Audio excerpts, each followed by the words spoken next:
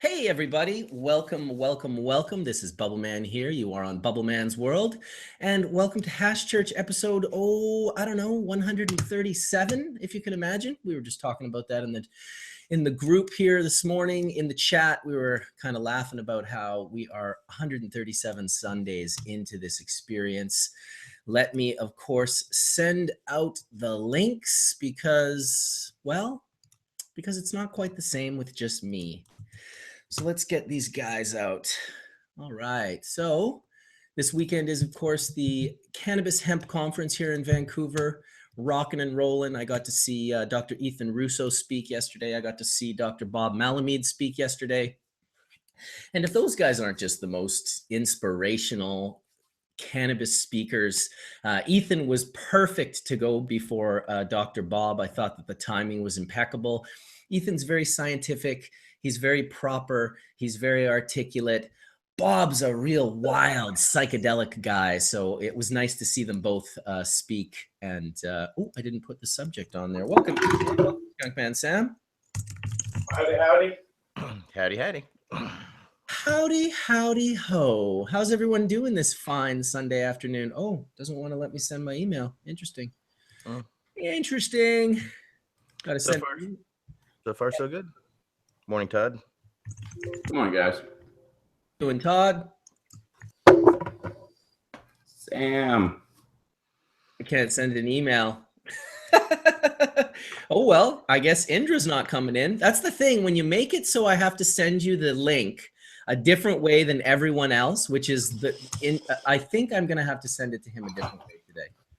Let's try this out again. And Sub, I don't know. Sub's going to have to miss out as well because I don't have... that is so strange that suddenly my emails aren't sending. It's saying, it says account already exists. Wow, that's weird. That is weird. Sorry, Sub, if you're out there. I did try to get you a link. How's everyone else doing this fine Sunday morning?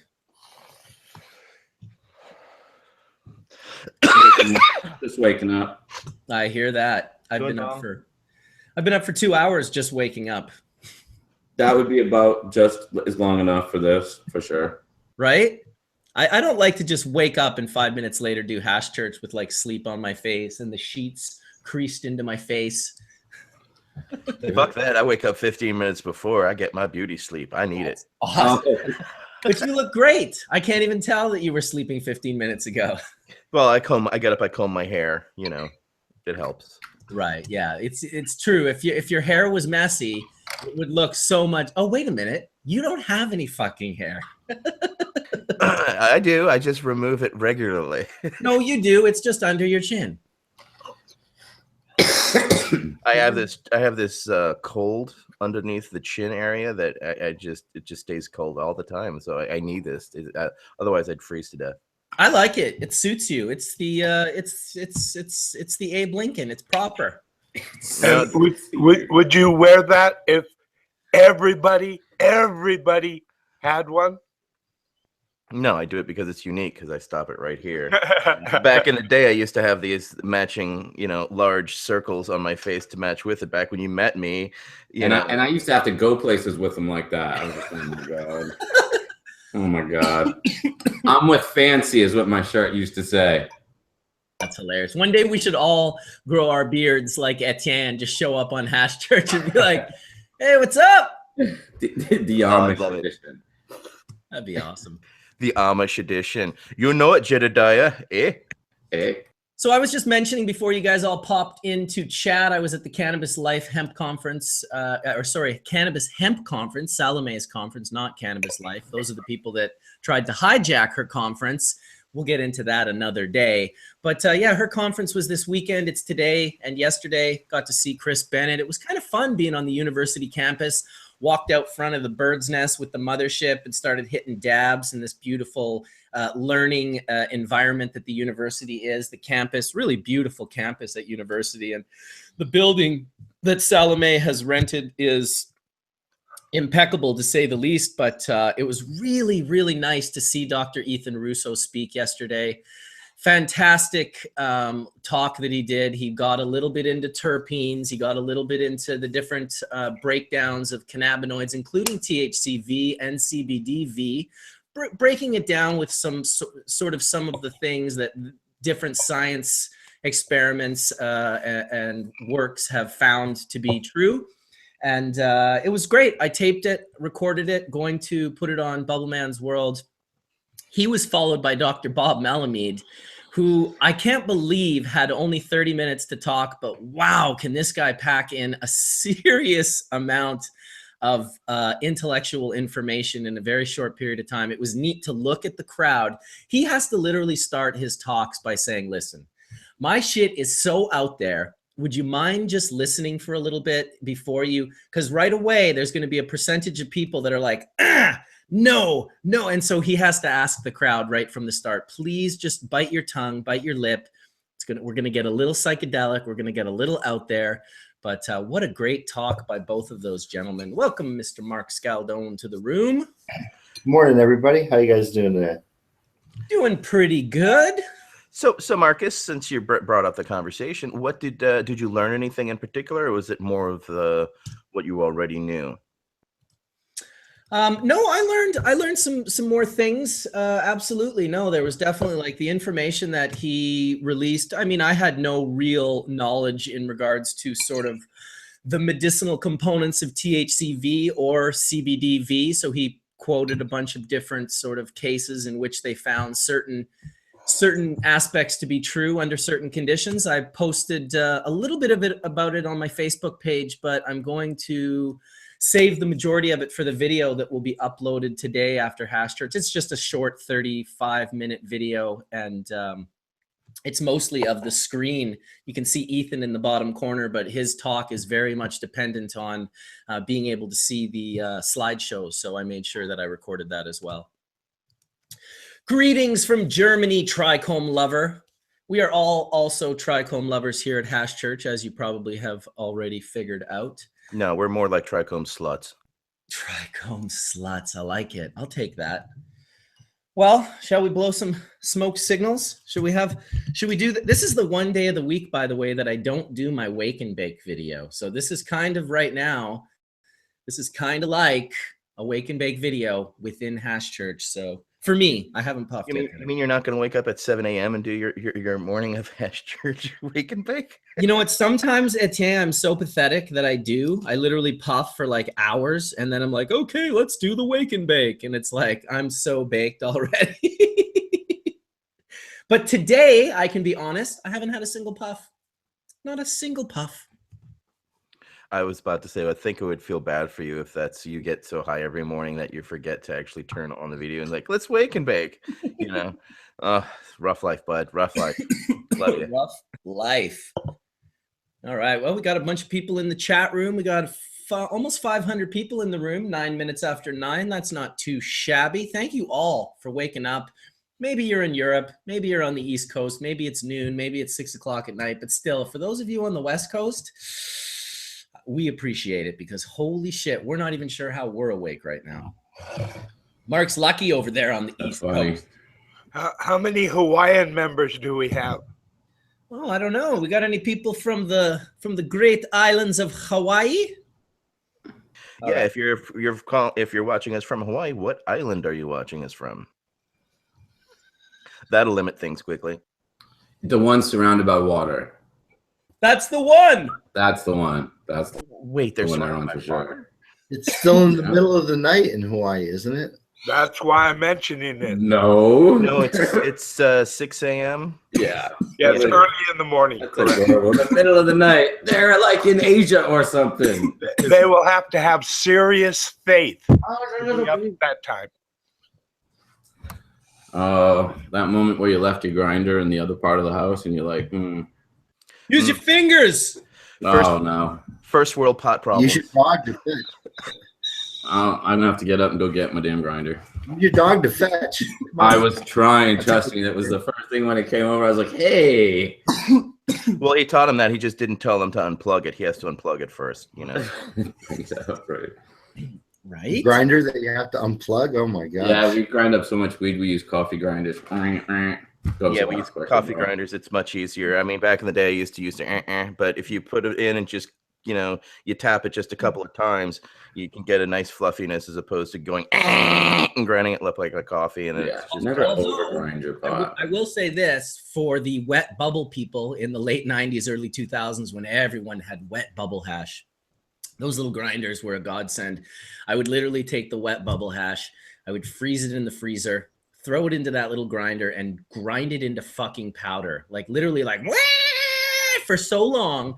And then basically, I could get it to the point where I could break it out, lay it down on the desiccant. I used cardboard at the time, and it would just suck the moisture out. And people who thought they ruined their hash were literally in disbelief when they saw how nice that smoke got. If you want to see an experiment of how badly you can fuck up nice resin, by all means, press it full of water and let it sit on your table there and play. It might be photogenic. It might be look nice, shiny with the water on the outside, but I'm telling you, the smoking experience, it almost burns like anything wet, slow, and it doesn't really like, it's not like we want that flash burn where it's so dry it's hurting. You definitely want something in between where the material actually is allowed to vaporize and evaporate while you're heating it up with whatever your heat source is.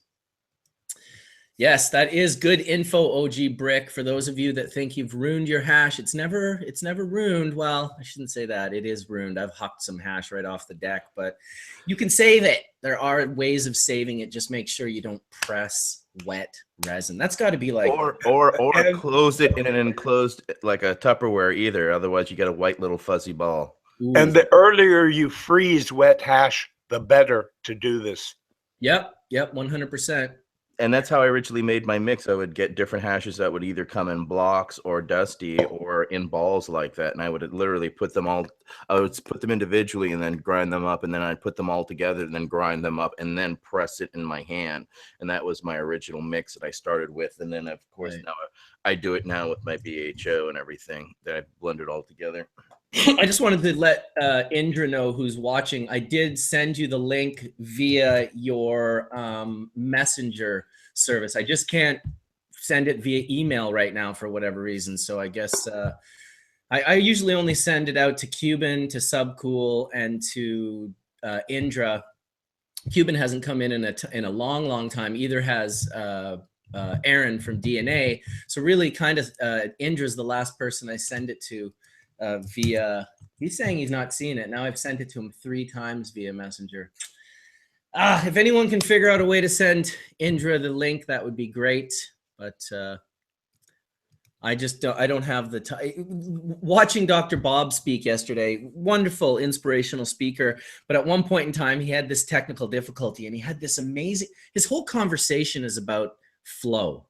Like the entire thing is about flow. And so he was flowing so beautifully, and then all of a sudden he kind of hit his computer and the screen disappeared from the big screen, and then all of a sudden the flow was like and there's a few minutes of the video where it's just like, oh, I'm definitely going to edit this out. It's just a strange thing when you have this natural flow of energy and it gets stopped or redirected awkwardly. The Illuminati, man. Blame it on the Illuminati. Yes, we were absolutely blaming it on the Illuminati. I think Graham Hancock spoke before both of them, and he was talking about all sorts of wild stuff. Yes, OG Brick, he comes into the chat, but he does not come in on the link that I send him. You see, I send him the link that gets you right onto the panel. And so he has not been using that for the last like 3 to 4 months. So I'm going to stop sending it. That's not a threat. 570 people moving in to Hash Church. Oh yeah, Tony's on his way to the lab, and then he's going to come in. We're going to have a little bit of a conversation about some of the things that he's doing. I'm actually excited to talk about a few of the things that he's going to be bringing up today. In particular, his liquid, his new scientific discovery of, not his, but of the team of scientists that he's working with, and he's able to bring it forward to us. But I'll let him talk about that when he comes on. Should be good. Should be good. Come on, Johnny B, you're late for church. Well, Johnny B's at an event right now. He is in Calgary, I believe, at the Lift conference. so many conferences happening in Canada right now. It's kind of over the top. You get 2 or 3 of them happening in 1 week. It's like, man, if you're one company, you could literally spend $30,000 to $40,000 trying to hit all 3 of those at one time, maybe more, with planes and hotels and whatnot. Very expensive. Oh, and then dividing up the product and representation of that product, and then giving them lunch breaks and all that. Well, just the booth. Have you, when you go and buy a BPG booth or whatever, it's like 5 G's. Yeah, I mean, it's the realities that come with it. It's not just there. You got to staff it. Then you got to rotate them in for lunch and breaks and stuff like that. It's not an easy thing to do. It sounds easy until you're actually in the thick of it. And then it's 2:00 and you haven't eaten. And then people are like, where's lunch? And everybody's going. That's why a couple of times I've had to relieve. I remember I've relieved Tony, I think, at Chalice, and he was so busy dabbing people out that he's like, I haven't had a chance to escape or get food. I was like, hold on, I'll go get some food. And so I would go and get him food and some drinks just so he could, and that's just the reality of how it is when you're a one-man show doing it yourself. Dude, people like you are my godsend, because for whatever reason, I've kind of just been a one-man show for most of the time, most of my 18 years of Fresh Headies. I always just, what I felt was this, that people were coming to the booth to talk to me. They wanted to ask me questions. They wanted to hear from me. So why would I get a booth and then just have someone else be there and not be there? That's why literally it took meeting Tony before I felt like I could actually work with someone else, that if they were at the booth and I wasn't, I felt confident that what they were telling people was the correct information. So that took like 17 years.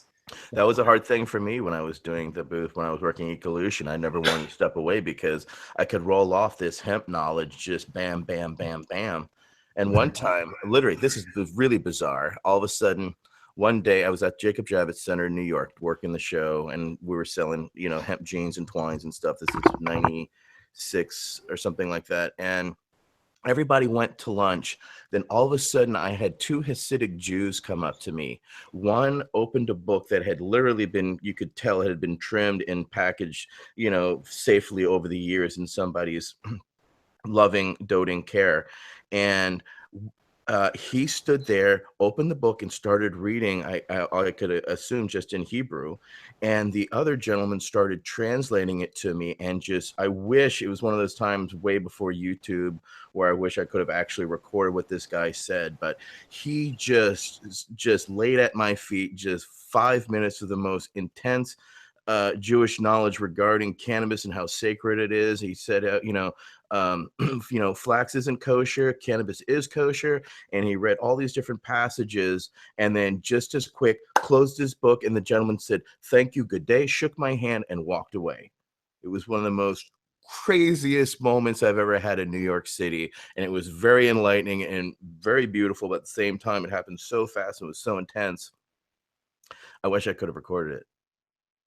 And then they walked away and never heard anything regarding it again. But wow. One of those little moments where I was standing there, everybody else had gone, and here I am just absorbing. And all I had wished is somebody else was there to hear the intensity as well as the knowledge, because there's no way. He kept reading and referencing. There was tabs in this holy book that he kept just going through and referencing. And it was just dumbfoundingly beautiful. Was it the Torah?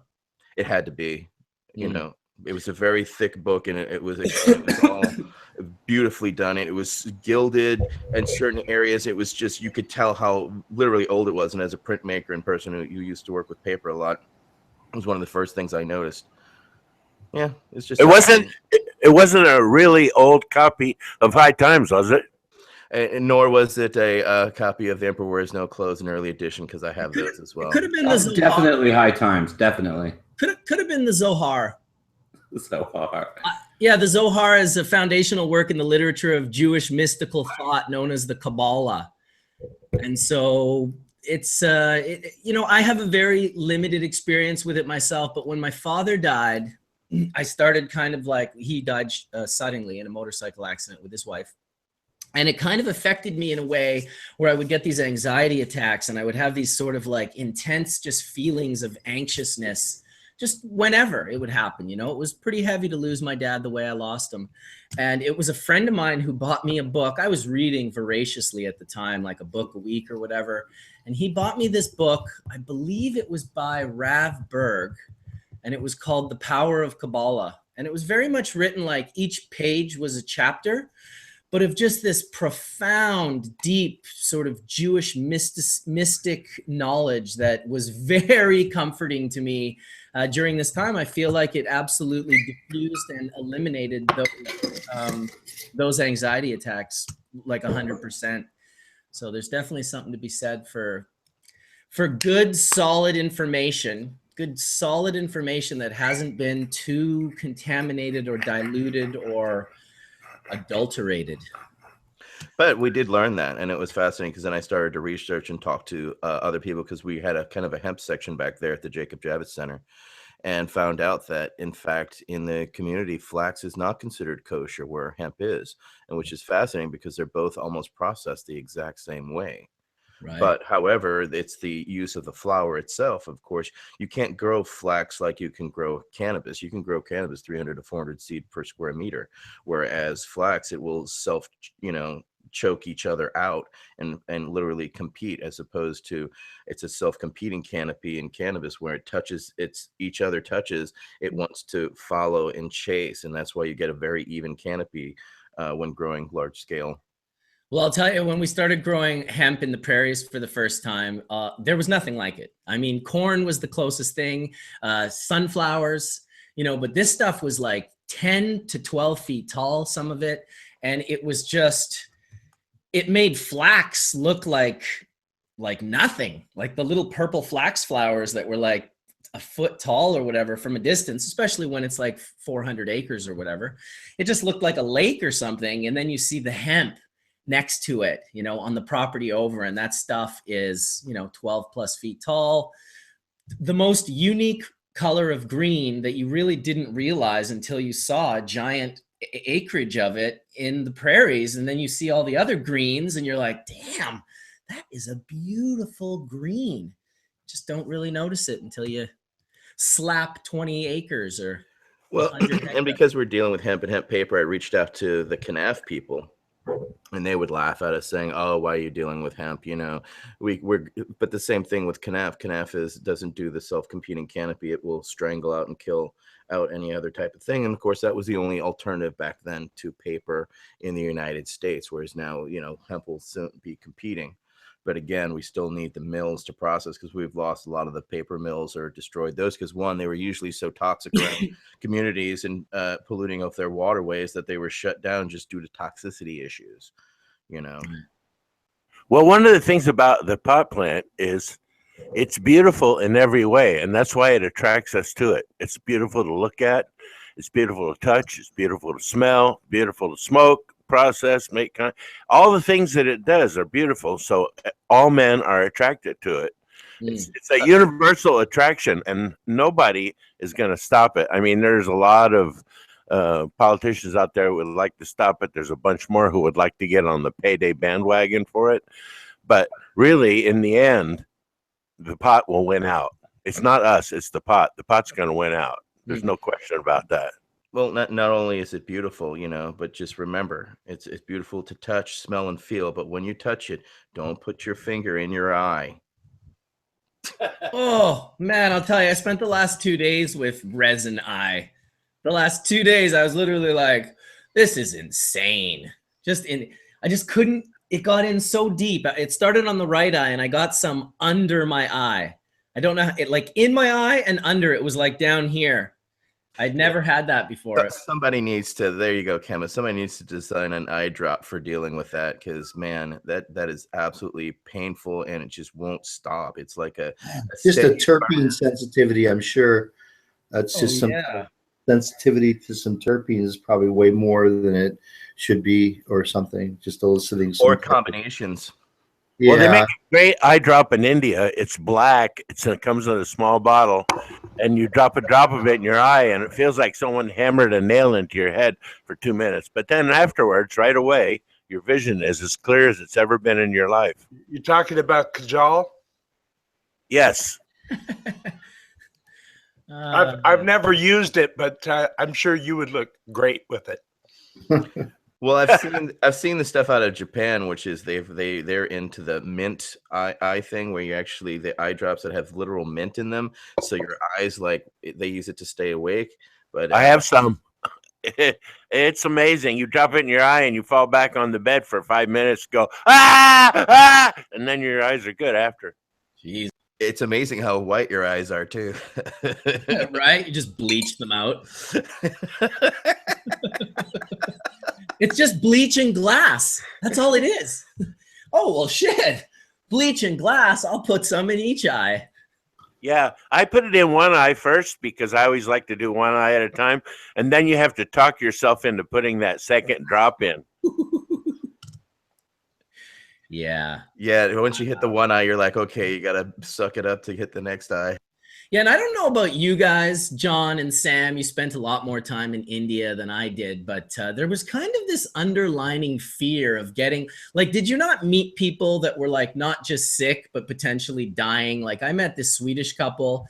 They looked like they had some fucking Hep C or something. They were turning yellow. They were like, they couldn't get away. I was like, you need to get on a plane and leave this country because you may just die here. I can honestly say when I was in India, I smoked chillums with lepers. I smoked chillums with people who had elephantitis. Yeah. Well, it's a good thing about a chillum is you don't actually put direct mouth contact. Yes, so with a clean soft, I used my own softie, and yeah. So which goes to show you the importance of not touching your lips to the softie, because when I did see it happen, this soldier guy came into our we were in Haridwar on the banks of the Ganges for the Kumbh Mela, the Maha. And this guy came into first he came in with his shoes on. He got yelled at by the Babas for that. That was strike one. Then he did some other shit I didn't quite understand, but it had something to do with the tea and drinking it before the Baba. I didn't understand, but he got another strike for that. And when he put his lips on the chillum, like literally like in his mouth on the chillum, well, then the Baba got so mad at him, screamed at him, and made him go put his shoes on and pick up his machine gun and walk away with his head down. It was quite a fucking experience, I have to say.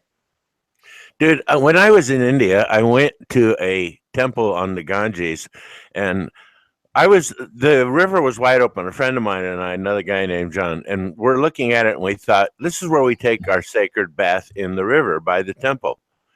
So we stripped down to our shorts and jumped in and swam out to the middle of this river. And we're there, and something keeps bumping my feet and knees.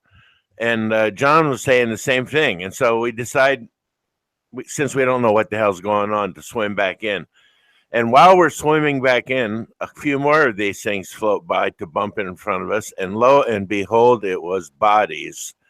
And there was giant turtles munching on them. Man, we got out of that freaking water so fast. I mean, you could literally see a vapor trail behind John's butt when he hopped up out of the water and we saw that turtle munching on that corpse. That's nasty. Was that in like Varanasi or somewhere down there? No, it wasn't too far from Haridwar. And wow. We were just looking at all the temples there. You know, they burn the bodies on the banks of the river. Only in Varanasi, not in Haridwar. The water's extremely clean in Haridwar, like crystal clean. Well, there's people who look. That's what you're saying is true for the most part. But there's poor people aplenty in India who burn a dead body and shove it in the river. Yeah. And that's what we were experiencing. I mean, we weren't going to get in the river in Varanasi. Jesus Christ, it's a fucking nightmare there. You got all these bodies in it. I went swimming in the river. Of course you did. Of course you did, Sam. I went swimming. I swam out, swam back pretty far. And when I've got pictures of it. And the funniest part was 2 days later, I had an infected ear from like inside my ear from the contaminated water. And I did see, I think, a few fingers float by, but no major bodies. I was told that, I have actually read about the Ganges, and, there's amount of bodies in there, but somehow it still self-pHs, and those bodies don't contaminate the water. I would not don't count on that being true. Don't put your ears under the water. Yeah, for real. It depends on where you are too. Like I spent like almost 3 weeks in Haridwar right on that water during a time where millions of people had come to that area for the Maha Kumbh Mela, and we never saw a body in the river. We never saw a component, a hand, a foot, nothing, which is an impossibility in Varanasi. You're pretty lucky, man. But let me tell you this. Farther up the river and further down the river, there's a lot of other things going on. There's a dam on the Ganges, and that dam is a fucking nightmare. Sometimes there's like a few hundred bodies at a time floating in there up against the dam wall, and they clean them out all the time and throw them. You know what they do? They throw them over the dam so that it goes down the river and keeps on going. I am telling you, this is the final trip. Yeah, your last boat ride. Old Black Joe. You are the boat. You are one with the boat. You are the ride. Yes. For those of you that have never traveled to India, I would say get it done. It's definitely a bucket list. It's definitely something to experience on this planet, that which is India. I think personally, because their belief systems are so open, seemingly impossible shit happens in that country. Like you could call it whatever you want. Most people that I know that have traveled and spent any amount of time there have definitely had weird, to say the least, experiences, and some have it. Like I had my own experience that was definitely impossible, completely impossible. You have to remember that there's 86 different languages in India and 130 different dialects. And if you ask the Indians themselves, what do you think? What did the British actually do for you here? What did they leave behind that was good? They'll all to a person tell you that the best thing that the British did while they were there was they brought English. And people on one side of the river, because the British forced them to learn English, who spoke Gujarat, could talk to people on the other side of the river who spoke Malayalam. Well, They could finally say good morning. Say again, Tim? They built railroads also. Well, they did that, but the locals will say that the one thing that the British did was made communication throughout all of India possible, because there were so many different languages and customs there. I mean, Pidgin English in India is I know at least 6 different versions of it, from the south of India to the north of India, and they very much conflict with one another. And the people in the south base their Pidgin English off culture, and so do the ones in the north. And India also has 400 varieties of mangoes.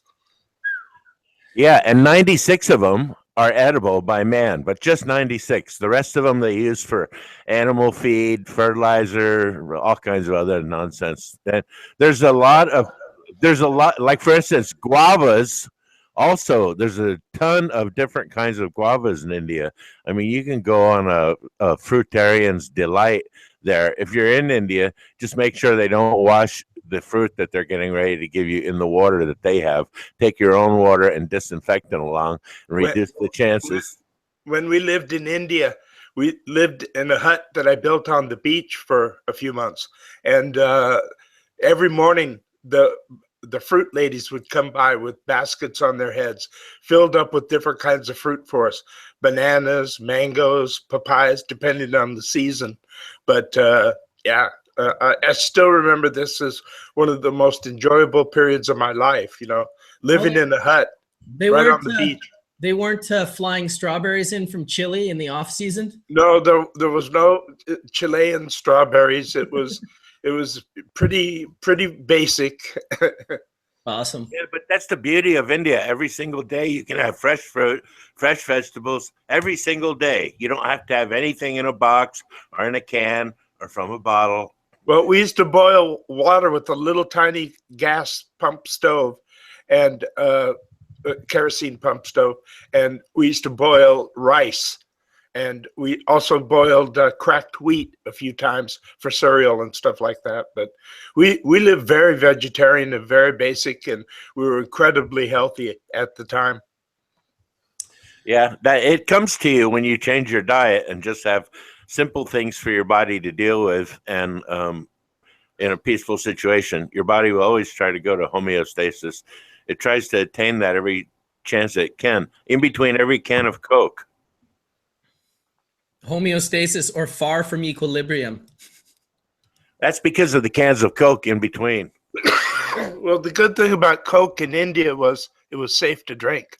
Well, I mean, relatively, compared to an Indian bottled drink that may or may not have organic living contaminants in it. Yeah, except for the Coca-Cola plant and the Pepsi plant were both right there in India, and it was all bottled. That's not true. But it is true. They were right outside Bangalore. I've been to it, Sam. I've been right in there. For a long period there, Coca-Cola was kicked out of India because they refused to reveal their trade secret formula. And you can remember very clearly, because what became big during that time was Campa-Cola. We're the only one. Well, no, RC Cola was there, but listen, they've been. Hey, are we arguing about cola on Hash Church right now? Let's not go. That's one of the most important spiritual. Guys, I got a question for both of you, since you actually been to India, and it's this. It's like, I know we call all these plants indica, but when you go to India, obviously that's all indica. It's actually in India. What is the diversity that you see from the southern tip, south of Goa to the northern areas? How much cannabis diversity is in India? And it is all indica, correct? Well, no, they have sativa. No, John. I mean, no, they never had sativa. Sativa is a Latin word used in Europe to describe hemp. So no, they have narrow leaf drug varieties, but they don't have sativa. Yeah, they're narrow leaf drug. That's all indica. They're narrow leaf drug varieties. They're indicas, and they are what people commonly think of as sativas. Until you get to the far, far north, up in the Himalayas, there is wide leaf drug varieties also. How tall were the wide leaf drug varieties in the mountains? I've told that they never got above 3 feet. Is that true? No, that's not true. No. You do have an Afghani kind of hash plant, which I have some seeds for, that only likes to grow 3 feet tall. In South India, on the roof of a building in Bangalore, it grew 3 feet tall. From the very second set of leaves, it was flowering, and it flowered all the way. But if we say Afghan, John, we're talking about pretty far north of the Hindu Kush Mountains and kind of out of, Pakistan. For people, geographically not so inclined, Pakistan separates Afghan from India. So you've got a pretty big friggin' space between India and what is now Afghanistan. That's true, but I, along with a bunch of other people, took tons of seeds to India back in the day, and we used to hand out all the good seeds to our friends who did the growing there. So I know for sure that there's indica and sativa growing there. A friend of ours. When you say bring the seeds, do you mean seeds from Afghanistan? What do you mean when you bring seeds from? No, I brought seeds there from Vietnam and Cambodia and Laos from when I was in Vietnam, and I gave them to my friends in Goa. And when I went back, they had several very tall plants growing there that were. What year was that? Do you think all of these varieties went to Thailand from India? Say what now? You got garbled. What year was that, John? Sam, go ahead. What year was that, John? When I went there with the seeds? To Goa, correct. That would have been in the 87, 88. Because I took Kerala seeds to Goa in 72. Yeah, well, I took the seeds there in 87 because Can I ask you guys, aside from all this, I took seeds somewhere bullshit. Do you guys think that all of the varieties that are in the, those islands now came obviously from India and China, Sam? That was my question. Well, the stuff you find in the tip of India and the stuff you find all the way at the top in the Himalayan foothills and further up even is very, very similar. There's not a lot of difference between how the plants look, the ones that are there. And I'm not talking about seeds that we may have taken there. I'm talking about the endemic varieties. And there's a lot of them there. And you can drive by, like in Rishikesh, you can drive for 2 hours at 60 miles an hour through pot plants on both sides of the road. They're 15, 20 feet tall. and dozens and dozens of people out rubbing the stems. And I think for the most part, those plants have been there for a very long time. And I agree with Sam. They probably are all indica. But the one thing I did notice is the farther up the mountain you go, when you get up towards the high places, is the hash gets way, way better. The rubbed hash, it gets soft, it gets brown, it gets to where you can squeeze it and almost get oil out of it with your fingers. That's up. Himachal Pradesh. Himachal. Yeah. You got to take the bus through there. You know, the buses there are mind-boggling. You can see through the floor. They go around these corners really fast. They drive like crazy. Sometimes you have to push them. Sometimes you have to push them out of a mud hole.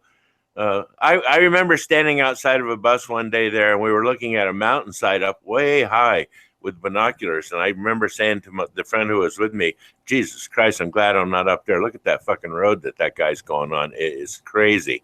Hour and a half later, guess where we were?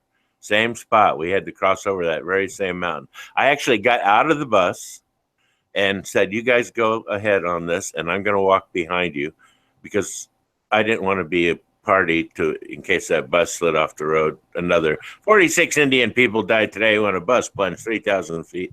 So, I took a Nepali bus from Patna up to Kathmandu, and I barely fit in the seat. So I ate a giant piece of hashish to make myself pass out. And I woke up and I was in Kathmandu. Nice. A friend of mine got hash in Kathmandu and rode a Nepali bus back down, and the hole in the floor, his hash fell through it, and he didn't know it until the end of the bus ride, and it was gone. Oh, hey, Sam, did you know this conversation? I was going to say, there's people in the chat room saying no sativa. It's not so much there's no sativa. It's just that, when you read Rob Clark's latest book, Cannabis, Evolution and Ethnobotany, he points out that we mistakenly call things what we think they are instead of what they really are. And in Europe, when you realize that everyone in Europe that was growing ropes and fibers and making paints and varnishes around Columbus's days and earlier was doing it with cannabis. And when they were trying to separate the plants, they needed industrial plants. And the plant that was dubbed, if you will, sativa by Carl Linnaeus was really an industrially used plant. It wasn't a drug plant. And what we did in our hippie days is confuse narrow leaf drug varieties, which are really equatorial, with the word sativa. And our government did it, and everyone did it. And really, a majority of what we smoke, Sam, correct me if I'm wrong, is from India or Afghanistan, is indica. And even the varieties from Thailand and other areas originally thousands of years ago in this same area in China and India, and then got migrated as people moved around and brought the seeds. I absolutely agree with everything you're saying.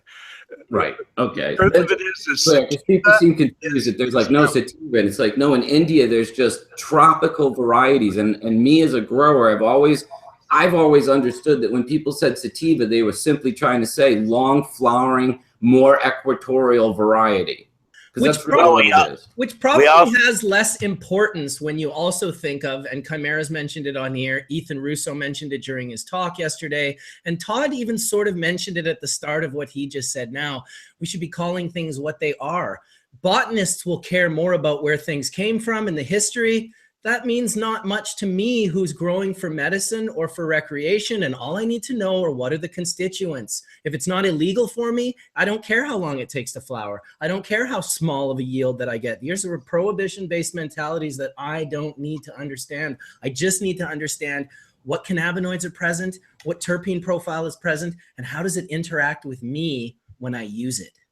Well, Mark, I think that's a fantastic misnomer, though, because at Positronics 20-something years ago, a lot of the people thought that a shorter, faster flowering Afghan or Hindu Kush would yield more than a longer flowering equatorial variety. Mm-hmm. And it's really not necessarily the truth, because one will perpetually flower. And if you know how to maintain it and handle it, there'll be smaller flowers, but there'll be flowers friggin' everywhere. It's only the truth. So it just depends on how they do it, I believe, you know. But exactly, it's the truth under the conditions they're growing in. If they're growing a short flowering, heavy yielding plant, and they start putting in a bunch of these narrow leaf drug cultivars, still in the same condition, not growing them like Australian size, 18 feet tall and 20 feet wide, and pulling 12 pounds, because I've seen more weight come off of those narrow leaf tropical grown sativas. That's right.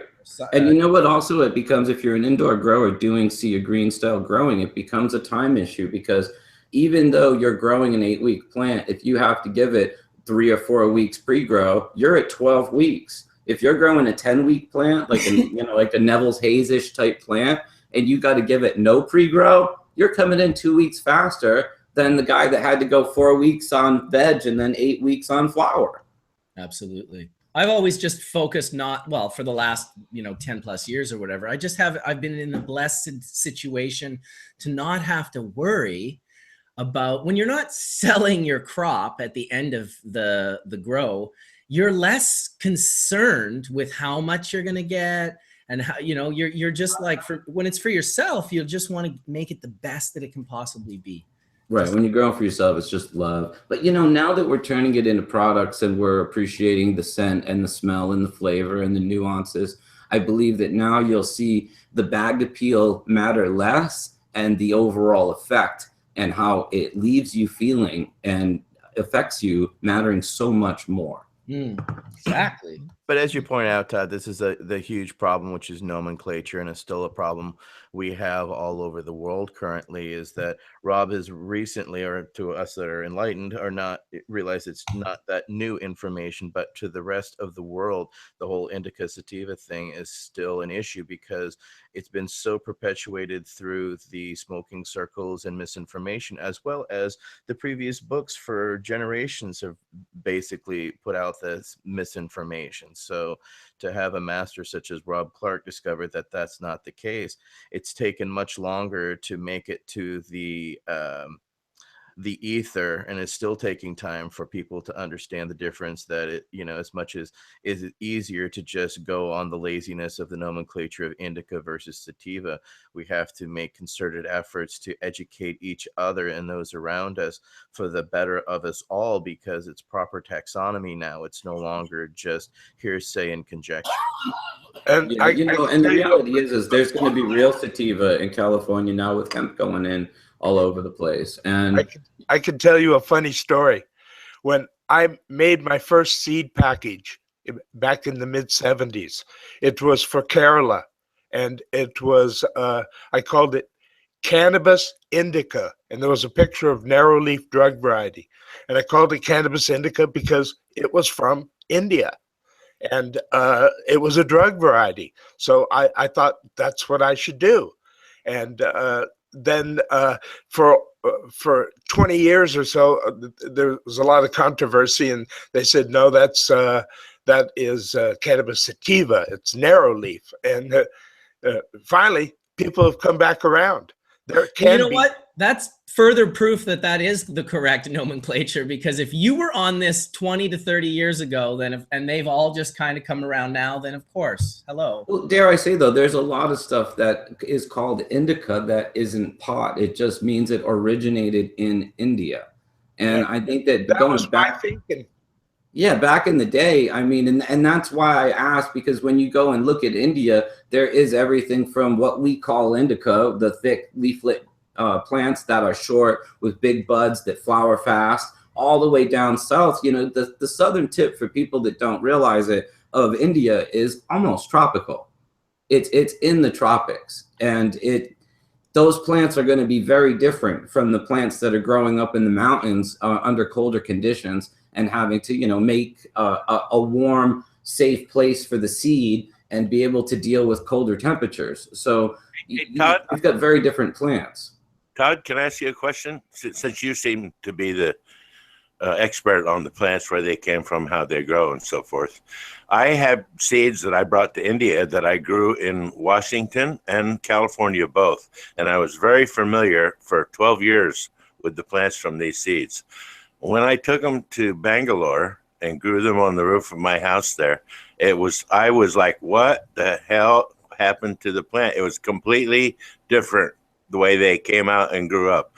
Back in Washington. Ask you this, John, in a sense, because when you think about it from a science mind, when you put a cultivar in a completely different environmental situation, and no matter what you did, you put it in a different soil base. So your medium was different from what it was in the Pacific Northwest as what you were used to, because you brought the seeds, you didn't bring everything else, right? So what was the difference, John? Didn't you get to see different things? Were they shorter? Oh, and they were way shorter. They were 12 feet. That's strictly from photo period in the south of India. The photo period there never gets long like it does in the north. Well, I got that. It was on the equator. But this brings me to my second question for Todd. If that being the case, do you think, how can you backwardly apply it to the theorem about all of the different things? I mean, maybe these plants... Can I run this by you, John?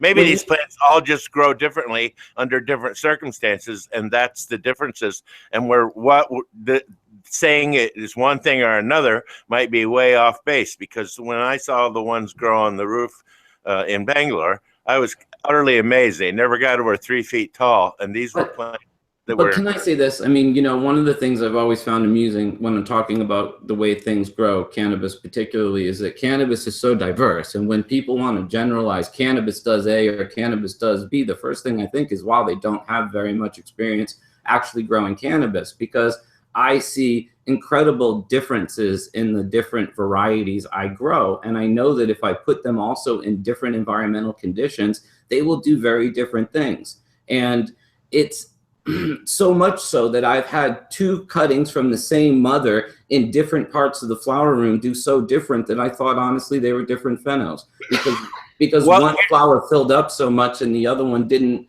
And I thought for a minute, shit, did I screw up my mother's? And I didn't. It was just environmental. Well, the environmental plays such a powerful role in it. You could look at these plants that were grown in California, Southern California, and Southern Washington, and then take a look at them growing on the roof in Bangalore. Well, can I ask you this, Sam? You think to yourself, maybe these plants are hash plants because they only grew 3 feet tall. In other words, different people, these seeds coming from one place to another place and then being grown there might be part of the confusion. Well, it's all they're all hash plants. They all make these little resin heads that we love so much, and to varying degrees. So they're all hash plants. I mean, that's kind of a misnomer. Some make more dense amounts of trichromes, but they all make hash. So, but the next point or question I had is, if we go backwards into the 20th century and we go beyond the Vietnam War, prior to there being really any cannabis here in North America, or the scene in Canada for a long time wasn't cannabis, it was hashish. And it took really the Vietnam War happening and the hippies coming back, or the soldiers coming back from places like Vietnam and Thailand, bringing seeds and bringing plants that actually introduced those cultivars into the Pacific Northwest in the first place. Am I right, Sam? Those plants had to come from somewhere. And if I'm correct, weren't they coming from places like Thailand, Michoacan, Acapulco, Jamaica, Maui? These are all tropical. Mexican in the late 60s in California. But the more exotic varieties like Colombian and Thai and these ones, you either had to grow them into Southern California. It was hard to grow those outdoors in Northern California. Sure, but they all came from people bringing those seeds from tropical places to California in the 50s, 40s, 50s, and 60s in order for us to have them here. Well, in 65, I was sending Sanyo refrigerators full of Buddha stick back to my mom because there was no customs to go through when you were a combat. But think about this, John. 65 was not that long ago. I mean, in the relative evolution of cannabis, it was the beginning of what became a tidal wave. And, you go back into the 40s and 50s, and none of these tropical varieties of cannabis was in Oregon, Washington, California, any of them. This whole influx of genetics happened during the 60s and 70s. But go back to even the 20s and 30s, because the jazz era and things like that, they were smoking types of cannabis because that's what caused the whole stigma even to start up, the whole muggles and all that sort of stuff. So what exactly were those types of genetics were they smoking? Because they had to have come from somewhere, because they didn't exist. It must have been pretty good, Ken, because my mother smoked it and she told me they called it reefer. And I said, well, why'd they call it reefer? And she said, oh, they keep it in cold storage trucks when they move it around because of the smell, you know? And so they must have had some pretty good cultivars. My mother told me that she remembers getting very, very, very stoned in nightclubs in New Jersey, by the way, Todd, back in the 40s on pot. Because I have recordings of hemp farmers back in the 34, and these guys were in their 90s and have probably since passed. Back in the 90s, John Lupien had went and actually recorded these farmers, because after they had heard that, you know, their hemp was marijuana, they actually gathered together. And they said it was about 5 to 6 of these farmers got together and they pulled a couple of plants from each one of their farms, and they literally stood there and smoked every part of it, they said, from the root to the top. And when they realized they didn't get high and it didn't do anything for them, they realized it was full of shit. But it became so impractical over time because the taxation was so intense that it became unaffordable for the individual farmer to have it. But there is not really much documentation of those cannabis or that cannabis that was smoked back then, because any of that type of that documentation or anything at the time was pretty much destroyed. Or hasn't been found through, and my friend John Lupien has been through 50 plus different research facilities through Freedom of Information Act trying to find stuff that was declassified from back then, and we never found any reference except to just cannabis, its name itself, but as opposed to any that actually properly describe the effects or the taxonomy or where the actual genetics came from, etc., is greatly lacking, I think. Sam, am I correct? Well, I think a lot of it was coming from Mexico and maybe the Caribbean. So at least in New Orleans, which was where one of the first areas where there was declared a cannabis problem. But even in California, I forget where it was, they outlawed it in 1916.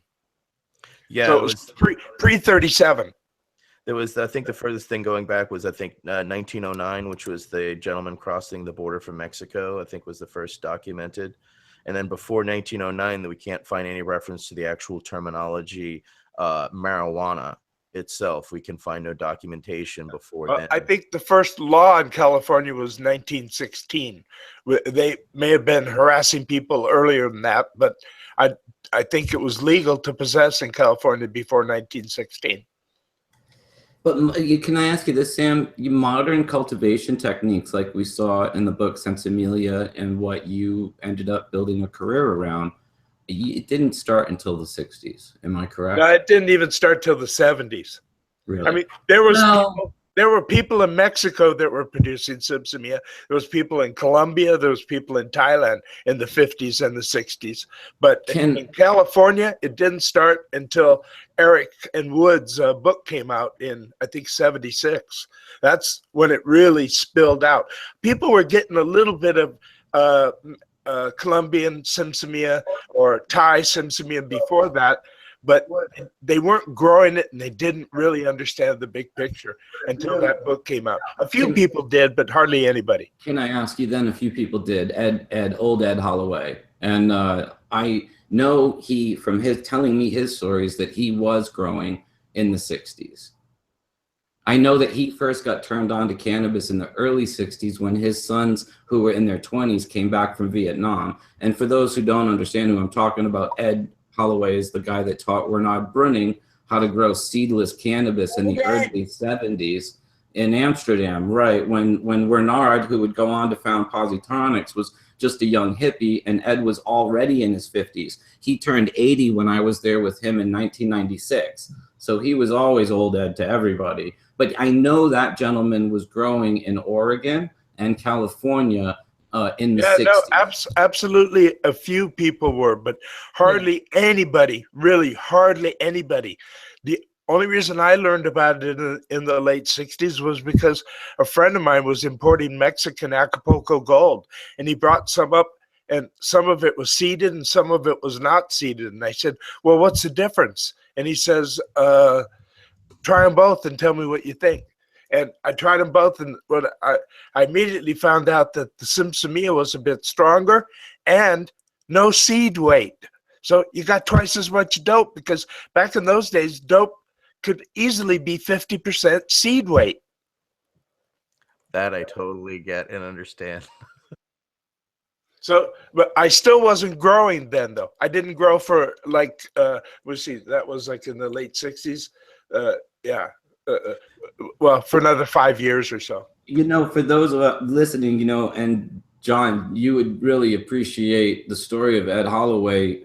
He was literally a rocket scientist that was on the team of researchers that broke the speed of sound out at Edwards Air Force Base, and he took an early retirement.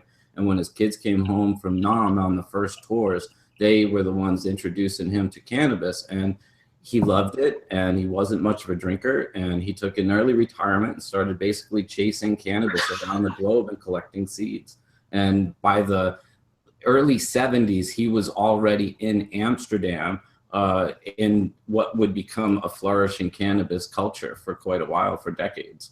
And the gentleman was great. I could hold flowers up to his nose, and he would tell me the country he remembered they came from. It was really, really beautiful. Ed was the originator. I mean, he was a pioneer, honestly, back in the 60s of cannabis. He was the one who, like you said, he turned, you know, the Dutch on to growing seedless cannabis, which to cause Mellow Yellow, which was the first head shop, and et cetera, you know. So his story needs to be told, because he went from rocket scientist to flying around the world and gathering genetics and breeding. And I mean, we would not know cannabis today without the knowledge of gentlemen like Ed Holloway or you, Sam. You know, you guys are literally the Mount Rushmore for many of us because of what you've been able to do and perpetuate. So thank you from all of us. Absolutely. Hey, Sam, have you been able to get your picture on each seed yet? No, I've just got the DNA altered so that it's got the, besides the classical TCG, the 4 amino acids found in chromosomes, I've also included a new one. Hey, wait a second. Base pairs found in DNA. Thank you very much. Yeah. What did I say?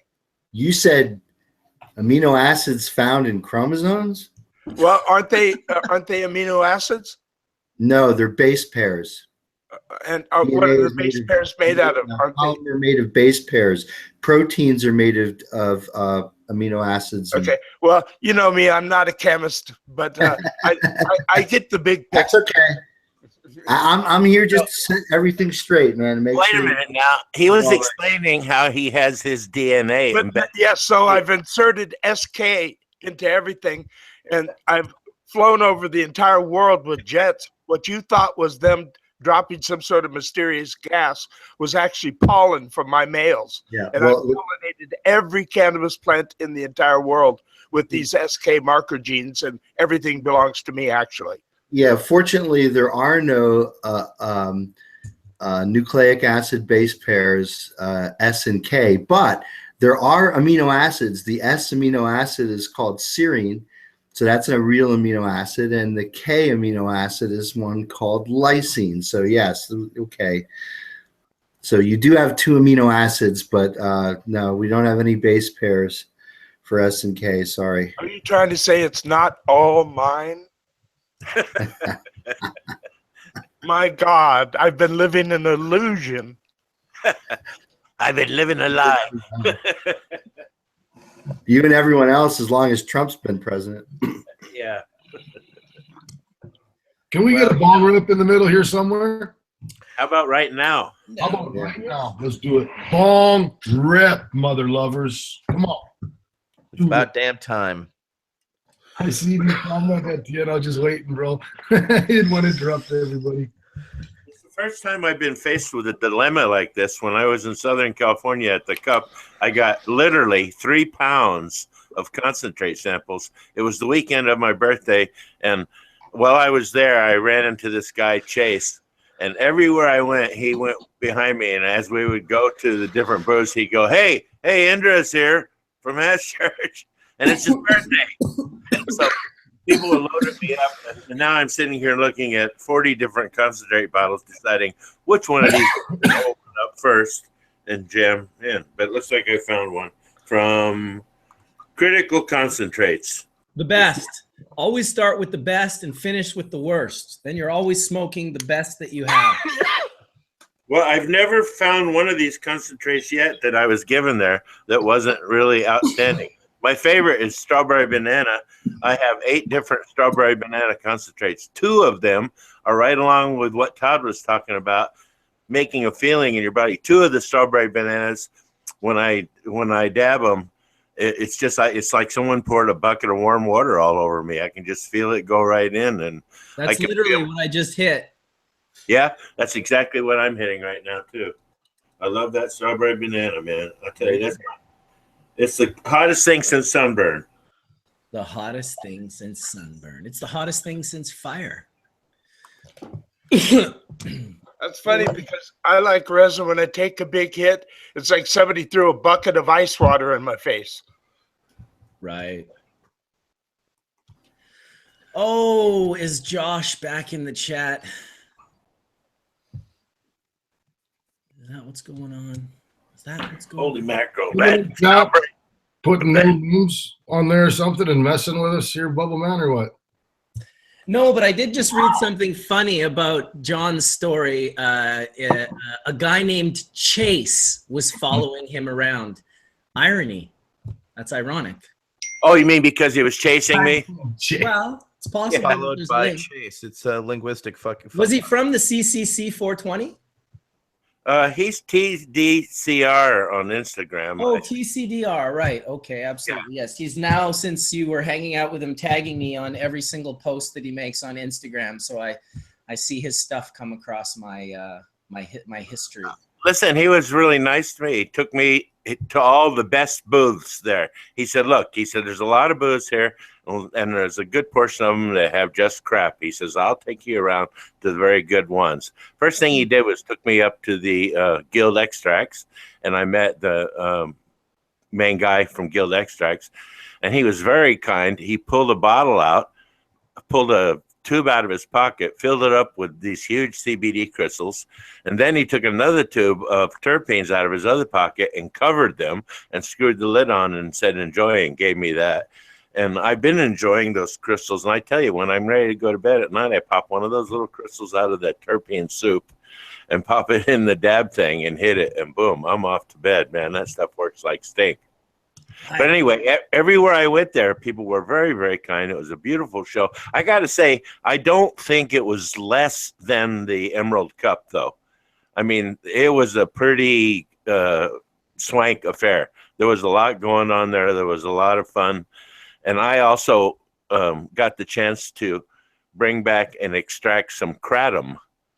And I'm told that kratom is sensitive, and over 100 degrees it degrades or thermally degrades. Right. So I extracted some of it, and I got a very, very pure yellow heavy slurry extract that looks to be pure mitragine or whatever it is they call it. But that stuff sells for $65 a milliliter. That's crazy. You can start giving it out to people that are trying to get off opioids. Dude, I myself, it not only does it help you, I guess, if you're on opioids, but I have a serious back problem. I've got 2 titanium cages, and they get irritated once in a while, and it's a nightmare. And when I take a dab of that, not a dab, I mean a dab on the end of a toothpick and put it in my mouth of that mitragine solution that I extracted, within about 10 or 15 minutes, my back is like no longer bothering me. So I think it's some kind of amazing stuff. I combine that with the CBD. I'll take the mitragine and then smoke the CBD, and my body just takes a huge relax. I can just feel myself, because I'll take one of those breaths involuntarily, which is an autonomic nerve release. And that's your body telling you that it just went down one level. Well, I'll tell you, there's nothing better for sleep aid than having a 2.5-year-old. Yeah, I had 4 of them. Whew. Yeah, that sleep. Yeah, well, this is my third one, but I haven't had them all at once. They were kind of, one and then the next, and now this last one is, I'm 44, so you got. That's the gray hair model. I had one at 44 too, and that's the gray hair model. That's the one that'll actually bring on all your gray hairs. Well, I welcome my gray hairs. I've got them coming in. I don't mind gray hairs. I don't even mind if all my hair fell out. I'm kind of not attached to it in any way, shape, or form. I think of it kind of like just as something that's being excreted out of my head. I can take it or leave it. But when you grow a little beard, you look older. And when you shave the beard off, you go back to looking 25. Sure. Well, my beard's like white. So yeah, I definitely, you got to look a little older with a white beard. Be like, damn, that guy looks like he's 26. With a 70-year-old beard. With a 70-year-old beard. Yep. It's the truth. Well, maybe it's time for a little dry sift. Got some 09 cookies here I could throw on the dish. Another bong rip, you're saying then? Yeah, I've just been kind of puffing pretty steady here. I'm kind of bummed. I know in an hour, Ethan Russo speaks again on the endocannabinoid system, and he really did a great talk yesterday. I thought it was just nice, simple, understanding, and you learned a bunch of shit when you watch that guy speak. So is Natasha down there, Mark? Yeah, absolutely. I saw Natasha and Dave. I went to dinner with them.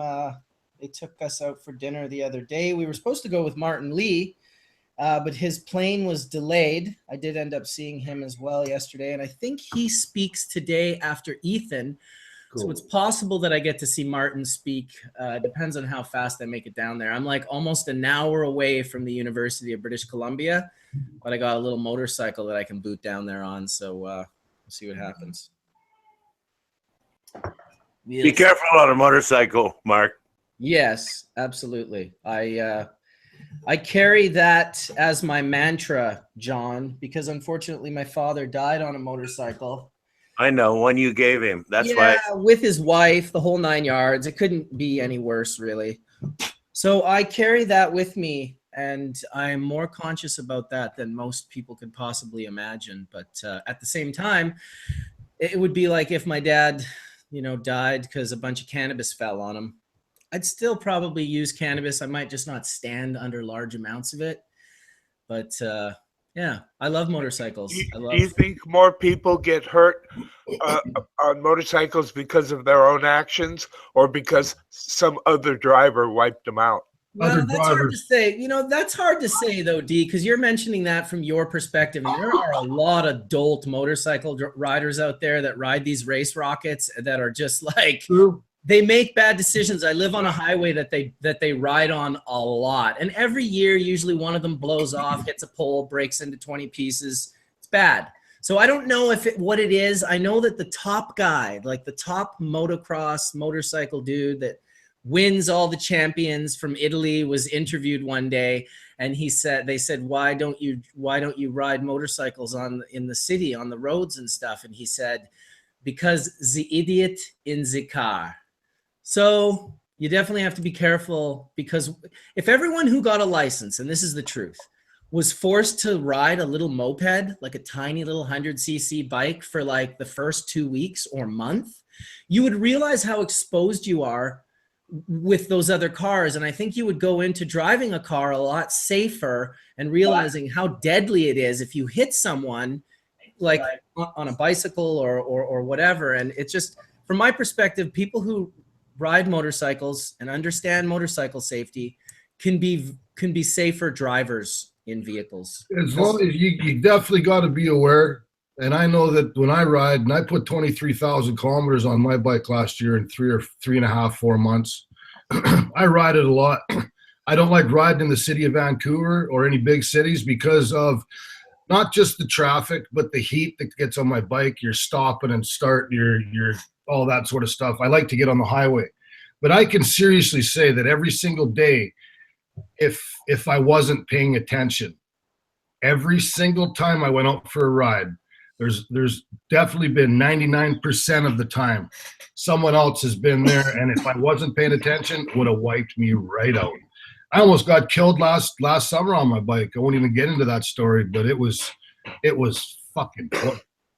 And the guys in the cars and everything like that, people are paying more attention these days and that sort of stuff because there's more signs and everything. But the bottom line is you're exposed, and it's up to you. If you want to ride protected or unprotected, it's up to you. If you wipe out unprotected, you got scabs from head to toe. Me, I can ride in my shorts sometimes because I'm not smart sometimes on that. I've ridden with you in shorts. Yes, I've ridden with Mark, and we've ridden pretty hard. I can say Mark knows how to ride his motorbike pretty good, and it doesn't matter how good we can ride. It's always somebody out there that can. A good example is bicyclist in California. Everybody I know that rides a bicycle in California has been hit to some degree by a car. Everyone. Twice. Well, they go crazy. down Highway 101 racing from way the fuck up. John's now explaining why he's hit a few of them. No, I mean, but they're all over the road. In the summer, the roads in Northern California are covered with bicycles and bicycle accidents. I have seen numerous of them, especially up in the Lost Coast area where bicycles are thick during the summer. And people will come around a corner and there'll be like 30 bikes and they'll be in the middle of the road. And they don't. The bikers get the idea that, hey, we got the right of way, so it doesn't matter what we do. We can ride here 12 abreast. And Indra, 1, fuck you. 2, I am a cyclist and I've been hit twice, and I was doing everything proper and being respectful. Hey, I've never hit any. There's a lot of bad drivers as well as bad cyclists, but you can't lump them all together. I used to have a cycling team, and on race days, you'd have people obliviously drive onto the freaking race course. So it takes all kinds, and don't generalize every single one into that reality, because I've known some of the best cyclists in the world, and some idiots just roll up on them with a bat and swipe at them because, they think it's funny to try to knock somebody who's riding their, on their bike, to knock them off, and not realizing the type of damage you can cause somebody. Dude, I've never even come close to hitting a bike, so you can nothing back. And I'm just telling you how the conditions were. I'm the person who slows down and drives slowly by bikers, no matter what, because I appreciate that bikes have problems sometimes, and sometimes people turn around to look to see what's going on, and they wander over into the lane. So when I drive by those people, I drive by them at 2 miles an hour faster than they're cycling, and I keep an eye out and I move over to the left side of the road. I don't have anything against bicycles at all. I rode bicycles from the time until I was in my 60s. I only quit riding bicycles then because the docs at the VA said, don't ride bicycles. You possible leg clot, don't fly in airplanes and stuff like that. And so I stopped doing that, but I walk like crazy. But believe me, I don't have any disrespect for bicycles in town. I think I used to go to the bicycle races in Switzerland where they have the wooden track where it's very steep and people get going so fast that you can't believe how fast they zip by. And we used to go there and sit at those races for hours. I thoroughly enjoyed that. It was a great time. This is where you say you wore an onion on your belt. I had an onion on my belt. We have a track in San Jose. That's the closest track in Northern California. Etienne, have you ridden a bicycle in Amsterdam? I have not my bicycle at one of the Dutch cycles. Yes. It's actually amazingly safe in Amsterdam. Well, not only all that, the cars are on the lookout for bicycles constantly. You go out to places like Wageningen, and I love and appreciate the Dutch and a lot of the Europeans, one, that they raise their people properly, because I'm not going to deny, Indra, there is some shitty cyclists out there, and I credit a great deal of Europe where they actually educate children at a young age on the properly way to ride a bike. However, Europe has separate bike lanes, so that your bike lanes are separate from the roads altogether, except in cities like Amsterdam. But out in the outer Even line, in Amsterdam, they're doing that more and more and more. good, because I was amazed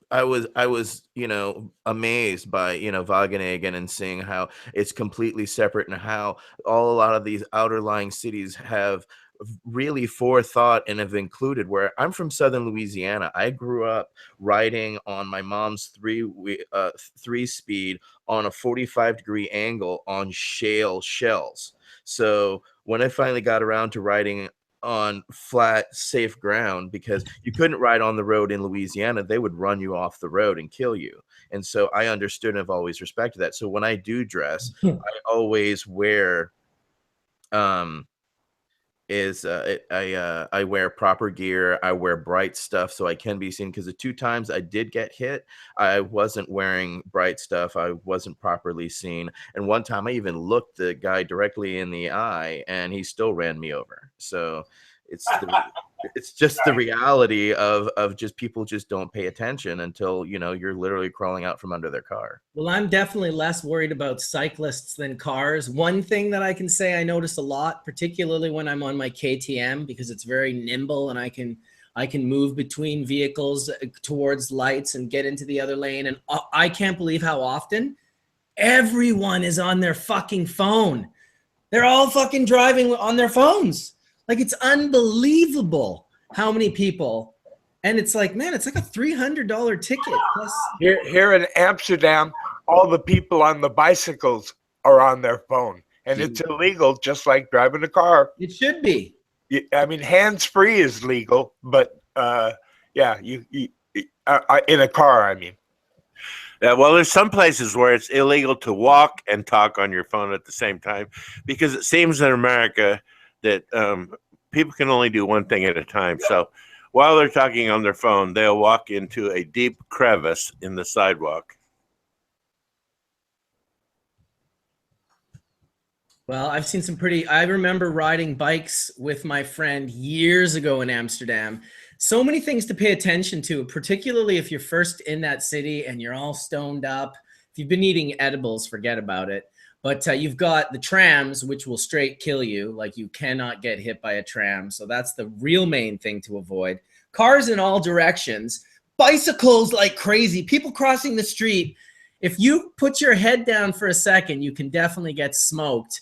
I watched my friend drive her front tire into the tram track at a very high speed and literally flip over the handlebars. It was not a funny situation. I can laugh about it years later because she didn't end up in a hospital and lose teeth or anything like that. But I literally thought she was dead the way she flew off the handlebars onto that cobblestone. Even the sound that the tire made when it went in, and just poof, poof. We have that problem in San Francisco because of the trolley. The trolley actually has one of those, and you can actually put your tire in that. And I've seen that happen. And yeah, it's ass over tea kettle for them. Not good. Well, local natives know better than making their tires parallel with those. Right? What was that, a 10? Can you say that again? That's what, over tea kettle? Ass over tea kettle. New saying. Thanks. It's from 1911, actually. I was about to say it's a very old saying. Well, I like very old sayings. Quite often when people ask me how I am, I say fine as a frog's hair, or not bad for a sharecropper. Somebody is asking if I think the Berkeley mycology course is good. I have no idea, but I do know the former head of the Mycological Society who does live in Berkeley, and he's a really cool guy and makes some of the most amazing chessboards. Somebody was asking in chat there, because I have no idea. I haven't taken any mycological courses except the bioassays that I have done from time to time. Paul Stamets courses will pretty much get you to where you can produce any kind of mushroom. And or identify. For foraging, David Aurora used to give classes at UCSC that were incredible. Me and my wife took them. Yeah, I'm definitely, I am a practicing mycologist. I loved growing mushrooms. I loved going out and collecting them. Edibles as well as psychedelics, were the ones that sort of I fancied, if you will. BC is so ripe with so many different psychedelic and edible mushrooms that it's definitely a nice thing to learn. It's kind of like one of those things that you want to be very careful with. Sort of when in doubt, throw them out. Rather than destroy your liver and kill yourself, because it can happen with those deadly gallerinas. Tell you don't want to be eating gallerinas. Are you saying that dying is not a good trip? Yeah, dying's a bad trip, dude. Here in Amsterdam, you can order, I don't know, 5 or 10 different varieties through the mail. They won't send you mushrooms, but they'll send you Scarlaroda stones or philosopher's stones. Right. Fresh mushrooms are still legal in Amsterdam, right, Sam? No. What's that? Fresh mushrooms are still legal in I think Amsterdam, the fresh right, ones Sam? might be. Yes, Dried they are. You ones can't get dried. absolutely are. You just can't get dried. But they can't sell fresh mushrooms because they go off so fast. It doesn't work out.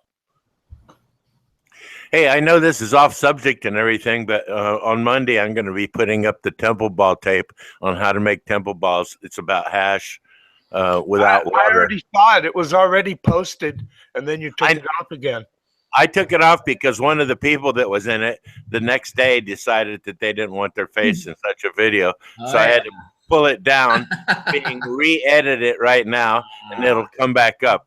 But it's very, very clear how to make temple balls nice and soft. If anybody is willing to send me $9.99, I'll send them the unedited version. With the guy's face in it, right? He saved it off. Sam's all screenshotting everything. He's doing a Netflix hostage thing. You got to title that Cold Balls. Listen, oh my God, Cold Balls. You do have to title that Cold Balls. On the side note, For many reasons, I think, too, really. I saw the video, too. I've been there, Indra, with what you're going through. I have filmed videos with people. I have taken a ferry, filmed a 3-hour footage, cut together 40 minutes, edited, uploaded, like literally half a day, 14 hours of work. And it was up for 8 minutes when my friend texted me and said, "Oh, dude, if you don't take that video down, I'm getting a divorce." So I was like, gone. So it happens. It's like sometimes people don't want to be in videos that you make, and it's like you got to respect it even afterwards. It sucks though when you've got. Oh yeah, well, I learned a lesson from here on out.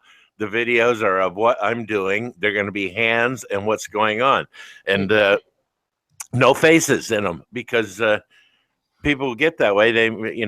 But hey, thanks, Todd, for that idea of naming the video "Cold Balls" because that works out pretty good. And I think I'm going to go ahead and use that if you don't mind. Absolutely, you should. I don't think he was being sarcastic.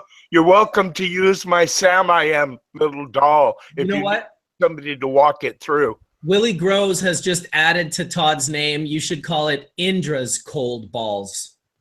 Oh, jeez Christ. I just saw that on the, Willie Groves.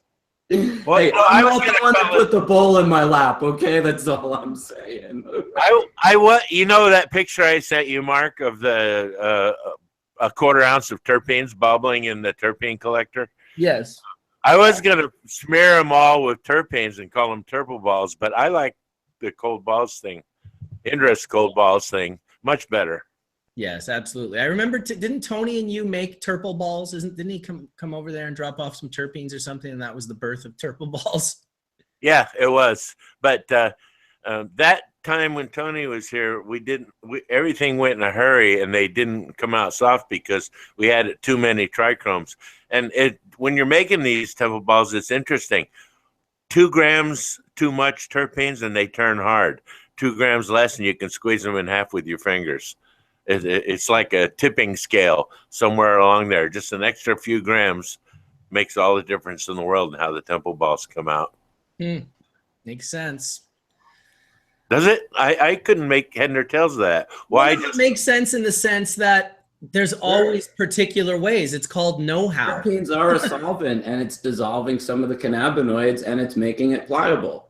I understand that, and I know that when it gets to a tipping point, it's like a glass of water. When you pour enough salt in it, finally the salt starts building up. And I understand that that's it, but it's so sensitive. Just 1 or 2 grams difference in the formula makes the balls either really soft and pliable, or it makes them so that you've got to cut them up with a knife. So interesting anyway. But I'll be posting that video again Monday evening.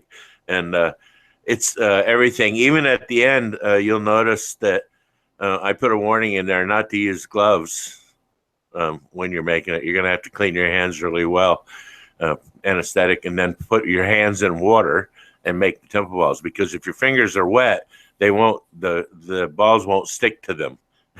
I'm sorry about that. I should have thought about that sentence before I said it. But in any case, if you keep your fingers wet, you can roll the temple balls up without getting any kind of a mess going. And that's an important part, because they're going to be soft. They're going to be a little sticky. And if you try with gloves on, what you're going to have is a pair of gloves that's completely covered in temple ball and oil. And the only way you'll be able to get it off is to put them in the freezer and then take it out when it's frozen and, pull the gloves like a rubber band, and then it'll all fall off in the tray in front of you. But anyway, it's just a good idea always to get your fingers wet when you're dealing with oil products anyway. Remember, boys and girls, when handling Indra's balls, make sure your hands are wet. So they don't stick. Shame on you. You don't want them sticking to you. Yeah, I don't want. Yeah, don't want my balls sticking to you. You Well, don't want John's sticky balls. I would say melts in your hands and not in your mouth, but that sounds disgusting. Yeah, this has gone way south from where I started, guys. Well, it did. You can't control it. It's hash church. It's the internet too. You say shit, people get a hold of it, then the chat's going off. Now it's just like we can't balls put to it back the wall. It's balls to the walls. I got to interrupt this whole fucking talk here about cold balls, Indra's stuff here with the cold nuts. Ball Well, wait a second. I have a chemistry question. Rip. How often do I have the chemistry question? Ball rip. What terpenes are you adding to your temple balls? Are you using the same terpenes that you're capturing from that same variety, or is it just a generic cannabis terpenes you're just adding to hash that's made from different? Well, where I get the terpenes at, Mark, is I've got this new cold trap. Essentially, it's a solid state one, and it's very, very, very efficient. You can set the temperature on it. It works even under pressure. Like if you want to steam distill, you can capture terpenes with it as well. But it's very efficient. And what I try to do is, if somebody gives me something and then they want it decarbed, during the decarb, I run that atmosphere back to the terpene collector. And yesterday I was able to collect, I think just a little over 88 ml of terpenes with it. From how much material in the extractor? It wasn't in the extractor. It was in I stuck it in the vacuum oven. And okay.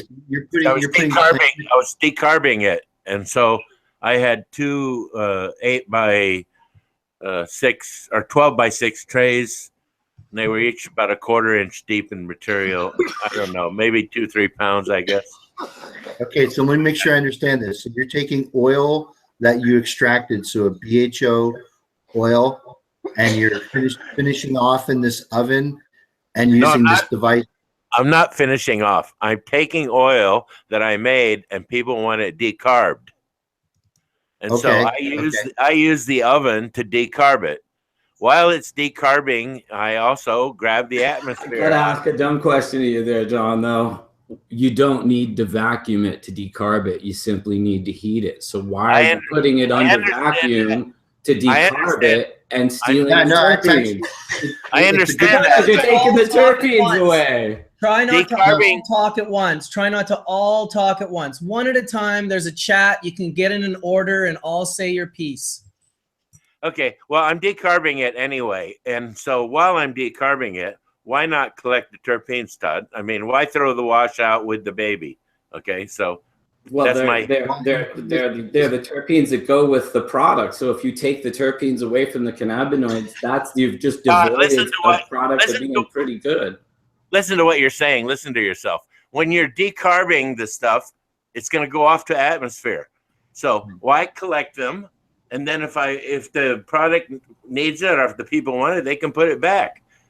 But no, it makes really good sense. I was just going to say. Oh, go ahead, John. Finish. No, go ahead.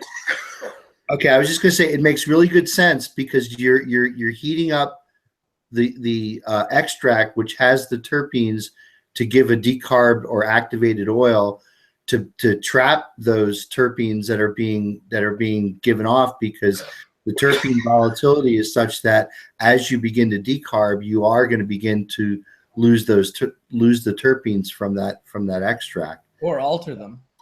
Yeah, well, it's probably going to alter them somewhat. But so, John, that's just sort of like a generic, terpene mixture that you're grabbing from a decarboxylated extract, but then you're adding that back to, say, like a dry sift that's from a different cultivar. Is that what you're doing? No, I could do all of the above, but at the present time, I just made one set of temple balls as a demonstration of how low tech you could do it and not use water. I used a stainless steel bowl, some liquid nitrogen, and a 2x4 to make the temple balls. I put the oil under the surface of the nitrogen, ground it up with the 2x4, added the terpenes, ground it up further, took the bowl out and set it in the sun. When the nitrogen was gone, you could grab.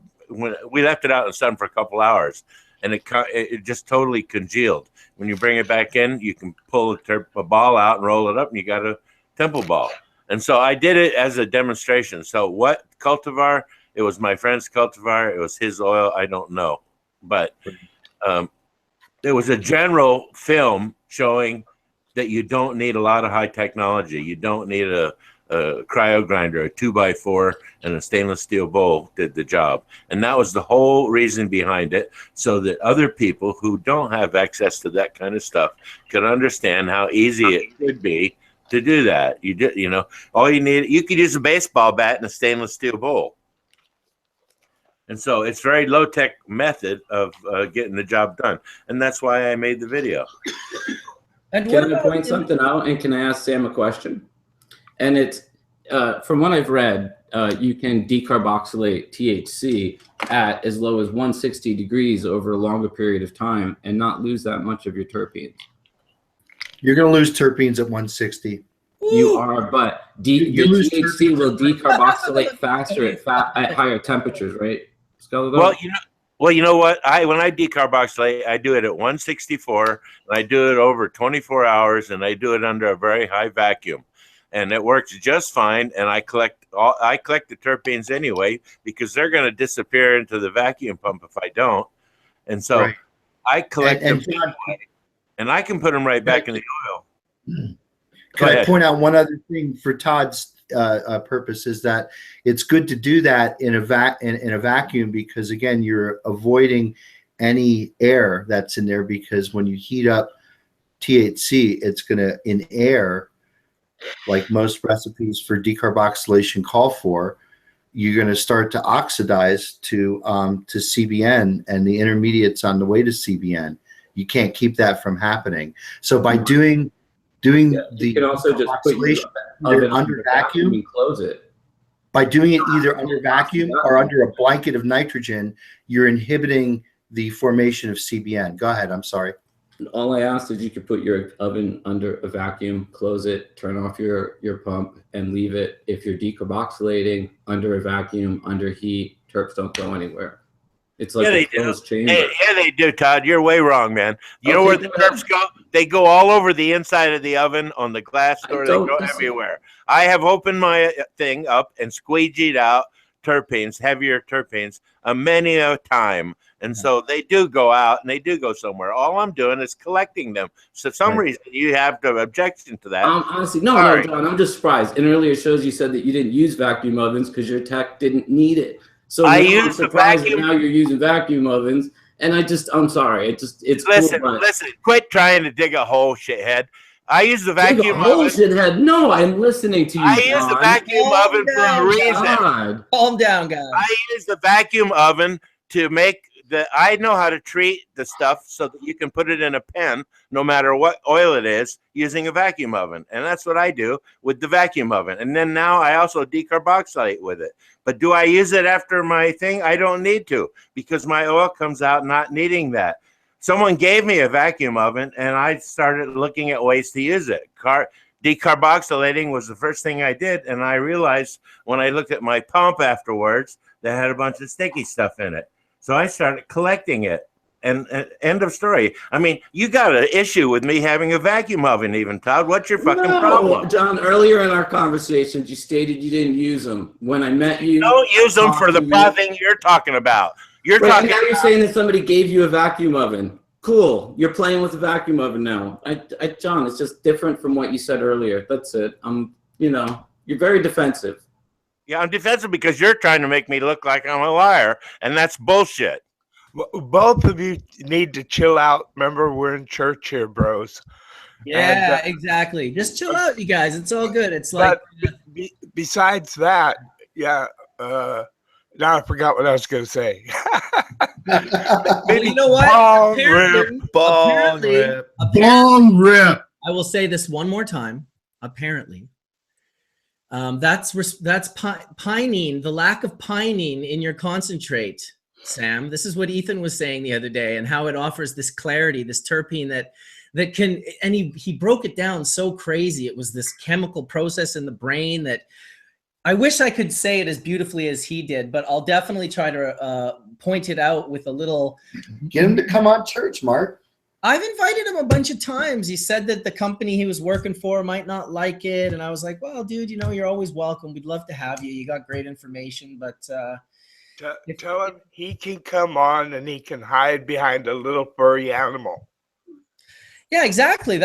I try to tell him that, I'm like, Sam comes on, he's like a doll. He's a stuffed animal with like a red boa around it. What does that make me? I'm a furry animal. I mean, what the hell, dude? You don't have to hide behind some furry animal. Not a little furry animal. You're a fairly good sized furry animal. Okay, well, we could tell him we want to talk about a small furry animal and that we want to discuss beaver. Wait a minute. God, you guys. Wait a minute. Scaldone's more like a muppet. Bong rip. It's okay to disagree. It's okay for us to disagree. It's okay for us to be different. We just got to not take it too personally and be upset about it. It is what it is. It's okay to be different and all that, but it's really strange to have somebody start pointing out your differences and trying to make you into something else from it, which is exactly what was going on.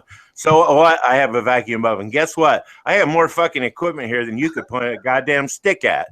You know what? I have a complete laboratory set up. Time out. What if the stick had like 20 sticks that came off the end of it in all directions?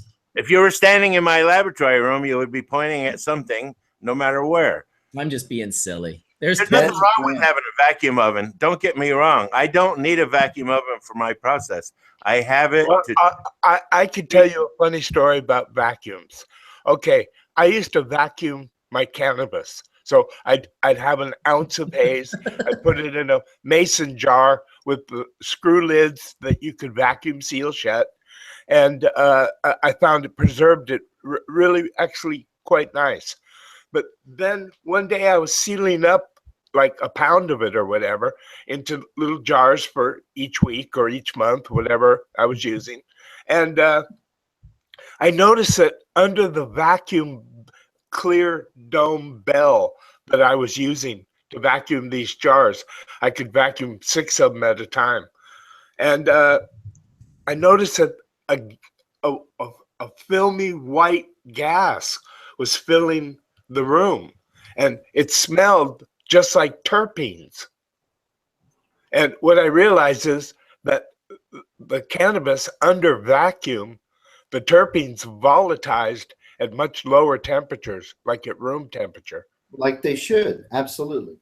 And so I quit doing it that way because I decided I didn't want to lose the terpenes, even though it was a great way to preserve cannabis, especially if you kept it dark and cool. But what I did in the end was nitrogen wash. So you flush out all the oxygen with nitrogen, and that I found was better than the vacuuming and losing a little tiny bit of terpenes. Well, I quite often rescue older pots. Sometimes people will come up and they'll say, I got some really amazing stuff, but it's over a year old now. And what do I do with it? And you can make a good extract of older pot, and the oil isn't really harmed or hasn't changed appreciably from the time when you would have chosen to do it normally.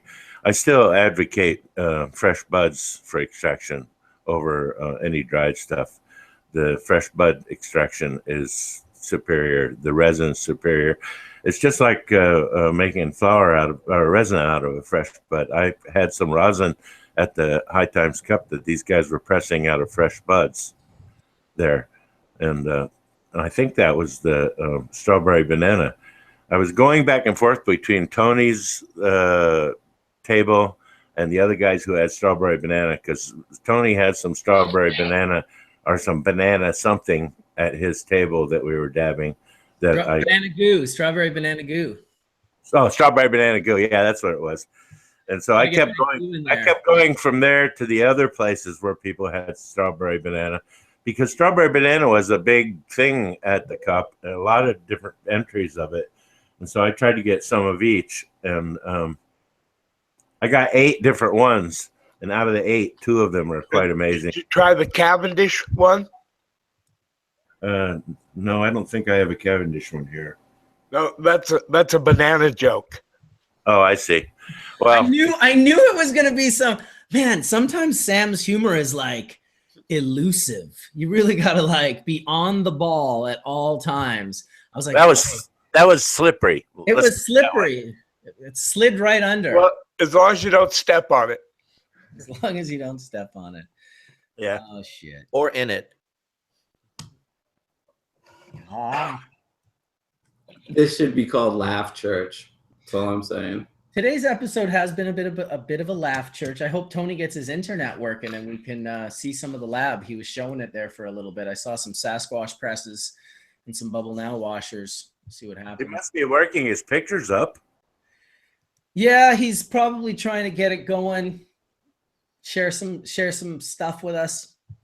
I know he had some good stuff to share today. I kind of wanted him to talk. Earlier when I went into chat before Hash Church opened up, we were kind of talking. You know, a lot of people are still in that situation where it's like anything serious is like any type of serious ailment. A lot of people are still of the mentality, just give that person as much, you know, like give them like 5 grams of resin every day, or a minimum a gram a day. And then, you know, Prana has the sort of different approach where they've collected their data, created this porthole, created this program, created this digital landscape, if you will, to sort of take a little more of the guessing out, but also to take out some of the excessive dosing if it's not necessary. And they've had pretty good success with like serious ailments, cancers and autism and all sorts of different things where microdosing has been positive. I'm not sure it's not the be all end all, like therapeutic dosing probably isn't. I prefer a quiver nowadays, but it's nice to cover all the aspects of the quiver. So I was hoping that Tony was going to come in and talk a little bit about that at one point today. We'll see what happens. There's a lot of other people out there who practice microdosing very successfully. Bach flower remedies and things like that. And so it's not inconceivable that microdosing cannabinoids is at least going to get your body's cannabinoid receptors in the on position. Well, even more than that, but putting cancers into remission, you know, that's pretty major, especially when it's like stage 3, stage 4. Yeah. I think it's time for another bong rip. And now with the new healthcare we have, we'll all be even more grateful that we have cannabis. No doubt. I don't even try to pretend to understand that. Well, That's healthcare up. is now accessible for everyone. And by the way, Rolls Royces are accessible too, but can you afford one? Yeah, exactly. That's been your best metaphor yet there, John. That was a pretty good one. That was a good one. That one was rolling. We're all the way through the joke. That was good. Oh, yeah. What we need to do is convince Trump that the way we can reduce medical expenses across the board is with, herbal cannabis. If people can grow their own herbal cannabis, they're going to lower the general expense of medicines. It's been proven in several states already. I think he would let it happen tomorrow if he was the only one you could get it from. Yeah. Yeah. No, it would happen tomorrow if it could be proven to be effective as Viagra. Then he would legalize it. Yeah, I just saw this past week that his group is putting together a cannabis business thing for people to invest in properties. I saw that. Not kidding. Yeah, well, he wants his piece of the action, and he wants his cronies rewarded. I wonder, though, is it going to be named Ivanka Buds or Kushner stuff? Trump Kush cannabis. Bush. Trump cannabis. It'll be in a little gold pack. Trump. No, it's going to be Kush Nerds. With Trump stamped all over it. Yeah, Kush Nerds. Terrible. Please no. Please no. Yeah.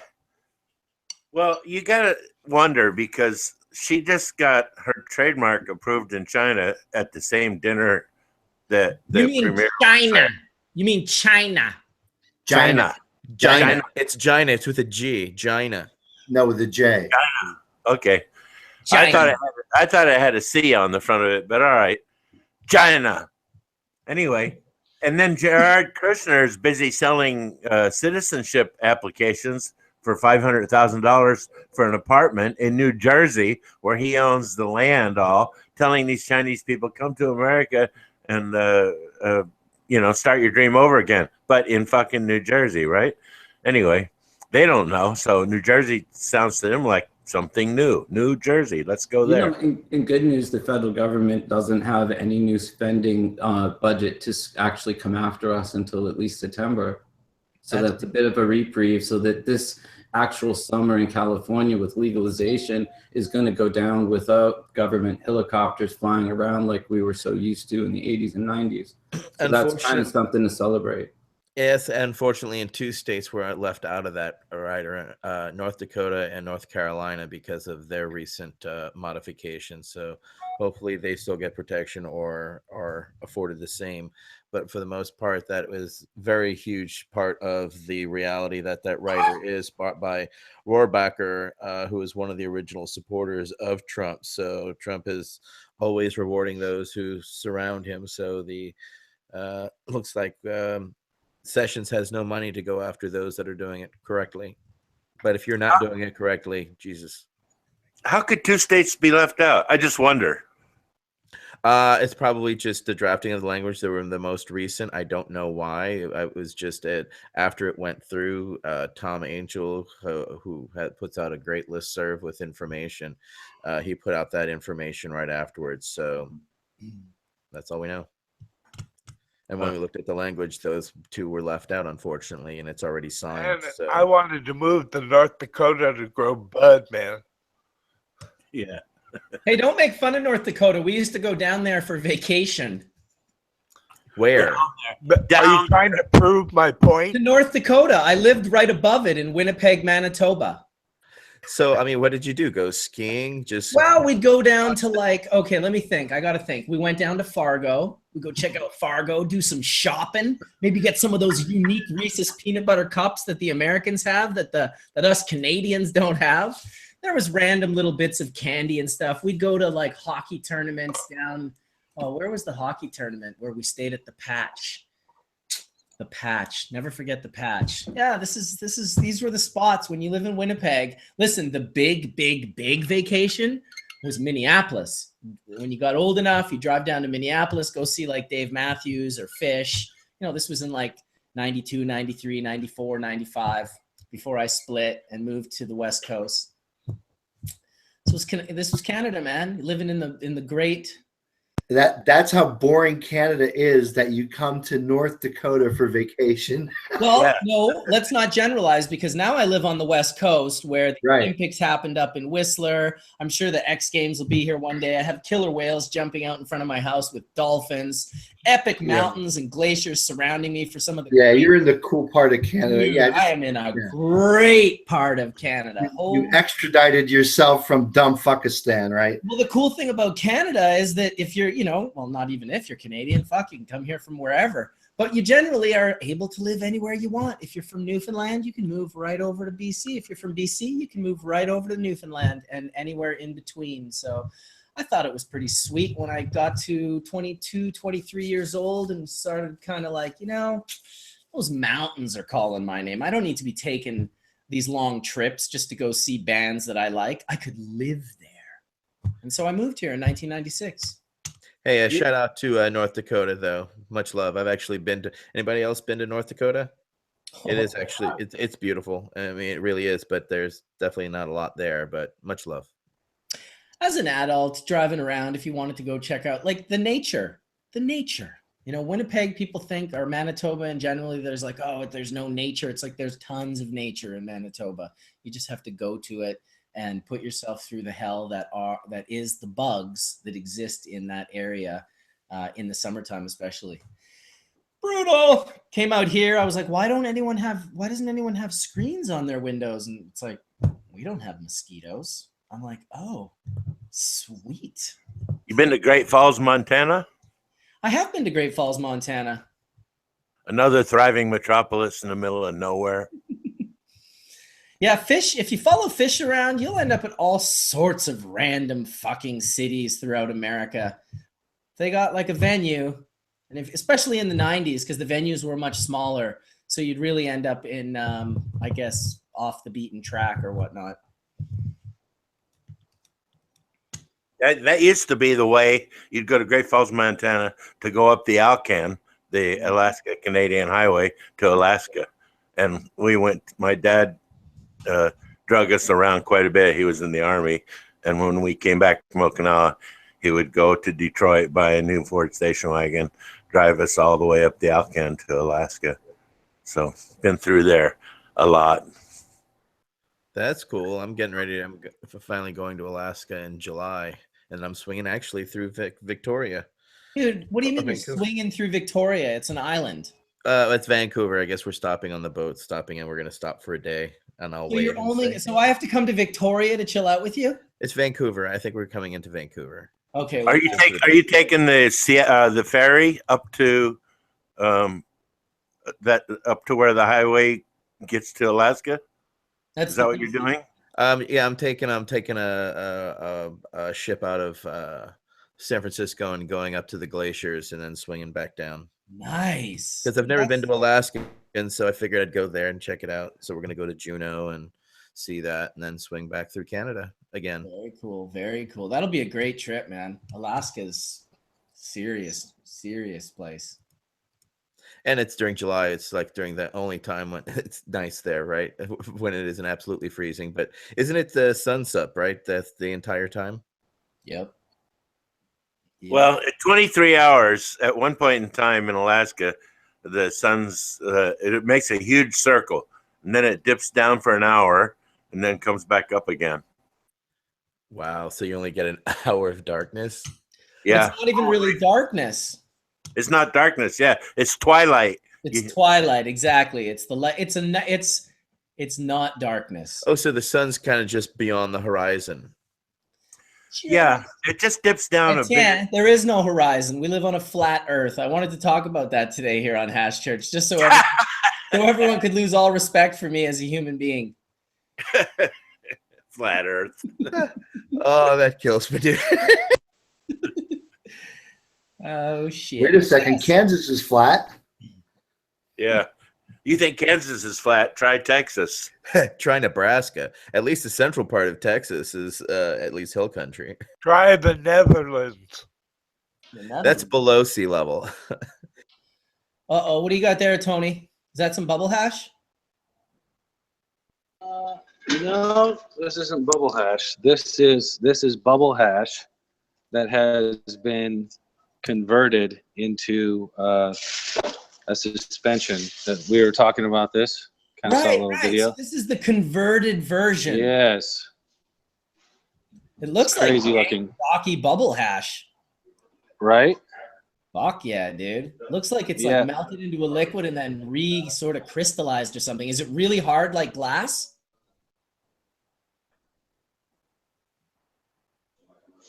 Okay. So we can take this little thing. You want to film that?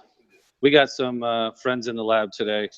This is kind of a Sunday session where it was friends from who's on the camera? We got Hope Lord on the camera, and then we got Alien Labs.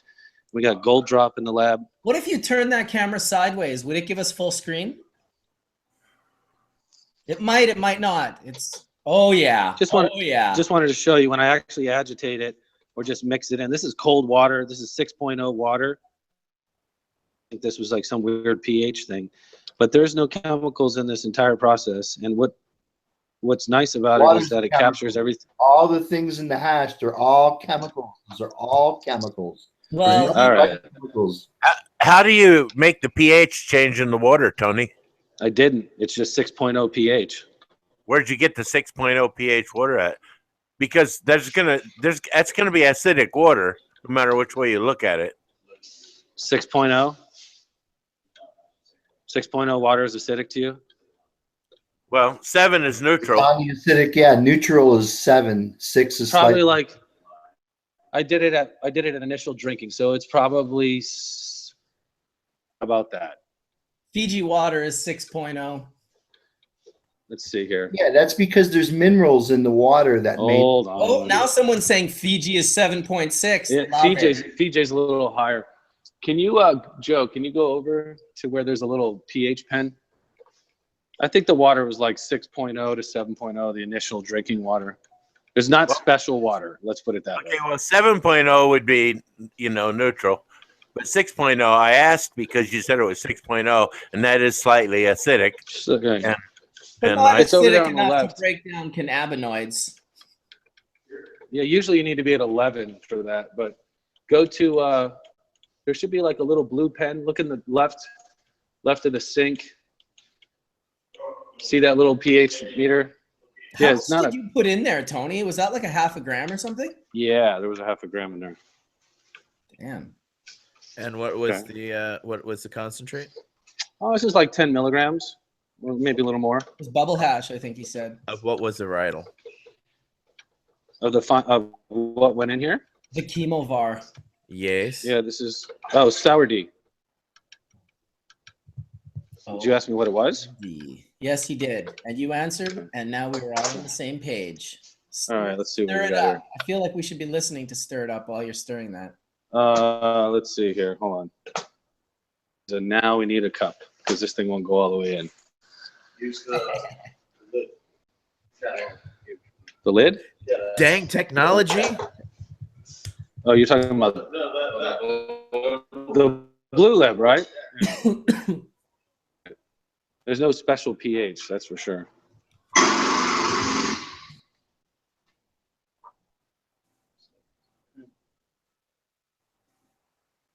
It's like 8.3. So Fiji and Evian, when I did this, was around 8. So really good alkaline water that you're drinking, artisanal, should be high. So That's basic, not acidic. That's base, yeah. alkaline. Yep. Yeah. Yeah. Yeah, which is typical because most carbonates like hardness and water are basic.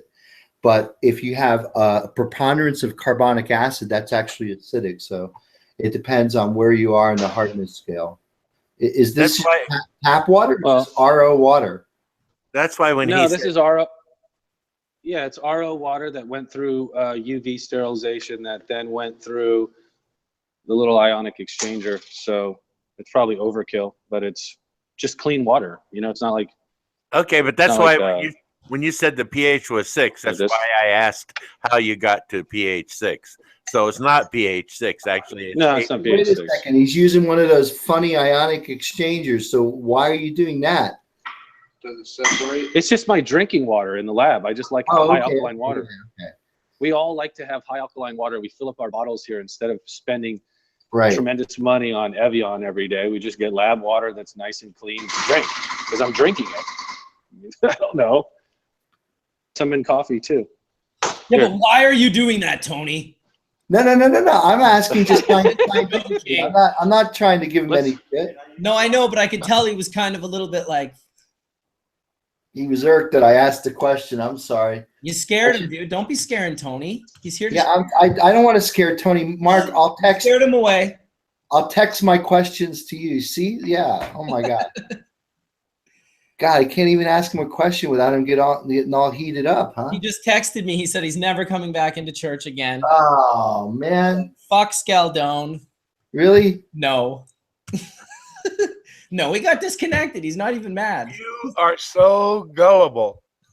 I'm about to say, stop taking your gullibility pills, doctor. Listen, when I first met my wife, when she was very, very young, 15 years old, I told her gullibility. The word gullible was not in the dictionary. And she was like, really? What else did you do when she was 15 years old, Mark? That's dirty, Indra. That's dirty.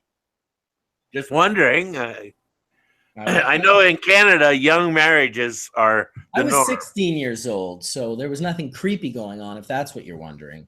Look, I know what 16-year-old boys do with 15-year-old girls. You ain't going to BS me. I was being good. Hey, I'm still with her, so nothing but top respect and love, obviously. Clearly. Okay, so let's just recall what we just saw, right? Tony took some bubble hash and was able to dissolve it in water. But it wasn't just bubble hash. Yeah, it was bubble hash that's been treated in a special, cool kind of way. So he's able to treat bubble hash in a special, cool kind of way to make it dissolve in water. It's kissed by unicorns. Oil and rosin and sift as well, I believe. Oil, rosin, and sift. Yeah, And like he's any able type of to cannabis. dissolve it. And essentially, we're arguing over nothing because it's all around neutral. I mean, whether it's about 8 or whether it's about 6, essentially it's neutral. It's only off by a log of a pH unit. So it's really, or a log of equilibrium unit. But the question is what, so he's saying he's doing this without chemicals, which again, to a chemist like me, insults my intelligence. Everything's because what he really means is what his definition of, because you're right, and I've had this conversation with him just the other day. I said, well, listen, you know, all these terpenes are hydrocarbons themselves. They are right. Don't say this on church. Sheldon's going to get heated up, man. Yeah, well, it's true, and as you should be. But what he's not meaning that. What he really means, and he's going to start changing his lingo in the near future, I can assure you, is that it's not made with petrochemical solvents like gases or chemical solvents that like propane and butane and hexane. Propane is organic, Mark. Well, whatever. Yeah, well, I mean, hydrogen cyanide is organic because it contains a carbon atom. So, right. So then there's no way to say what Tony wants to say. There's no. I take it apart. So why don't we just understand that what he's talking about is he's using there has been no it's impossible to say. I can't even say it because it's not correct. Added chemicals. Right? All I said was Indra, I don't need to hear it. You've said enough. Thank you. I appreciate it. I wasn't trying to pick him apart. I just don't want to hear the yelling and the aggression. It's too much. It's a Sunday morning. We need to relax, have bong rips, disagree, no problem. We know what Tony was trying to say. Yeah. We know. Well, it was a simple question. How did you get to pH 6? So that right, and you already got answered that, which you kept going on 3 more times and continued to ask him, well, now I know why you couldn't, how you got the pH 6, because you didn't have, and he explained to you that it wasn't pH 6. So we're well past that. Right, and it's essentially not even part of the real, discussion, which is that he came up with some way of formulating cannabis oil or cannabis extract into something that can be water soluble. That's cool, regardless of the fucking pH that it goes in. Well, it could be depending on how it feels and what the effects are and how efficient it is. It could be something that's cool. Exactly. And I will bet you $1 to a donut that somewhere there's a chemical involved somewhere. I wouldn't be surprised if there was. We know there will be when cannabis is being used because it's full of chemicals. Yeah. How can you make a cannabis extract without chemicals being present? You can't. It's impossible. Yeah, unless you make it in space. Right. Yeah. But then there's this sort of top layer where people are thinking like, okay, there's the solvent extracts and there's the non-solvent extracts. Even though they're misnomers, it's kind of like the sativa and indica misnomer, where really like how, I guess, like you said, you say no added chemicals. But it could be a solvent really implies solute. So I think when you're dissolving things, the real traditional chemist would say solvent, solute. If you're dissolving things, if you're using water to like knock trichome heads off of a plant, it's actually being used as what a chemist would call a coagulant, because the liquid phase is just coagulating everything else. So, but simultaneously, it's also extracting. It's also dissolving. Right. So there is a soluble component there. Yeah. So I mean, everything is kind of balancing off each other, and right. You it's hard finally divide this science to be accurate with anything that you say. Because in that sense, that a lot of the things that we say are misnomers at best. Like solventless. Yeah, that's a big one, isn't it? It seems to be. I mean, the only solventless I really know about is like maybe mechanical screen separation, but even then, it's like the resin itself is full of solvents. Exactly where it came from is people wanted to distance themselves from BHO, because there was a lot of people doing the canned stuff and leaving a lot of residue behind in it. So, as a way of distancing themselves from it, when they made another kind of an extraction, they called it solventless. Well, it was really Nicotine who popularized solventless, and he was using it in Colorado because at the time people thought dabs was only BHO. And so his job was to help educate people that no, dabs could also be these other products, and what he was using was water hash, making water hash, and instead of naming it after Mila's isolator or naming it after my bubble hash or naming it after Matt Rise's ice wax, he came up with his own, which was solventless. And so that's kind of trying to educate people that there was also, because I'll tell you, when I first started dabbing, people thought dabs was only BHO. And when I showed up with dry sift and wet wash dabs, they were kind of like, what is this? And I'm like, it's dabs. And they're like, oh, not like any dabs I've ever seen. And I'm like, well, now you can widen the term dabs to include these products. I hated alien workshops in second grade. Welcome back, Tony. Matt Rise's stuff, amazing. I had a chance to have it twice, that ice stuff, and another guy, Adam, who I don't know if he's in the chat or not, makes that similar material. It's like glass. You have to pry it out of the bottle, and it's like sticky glass.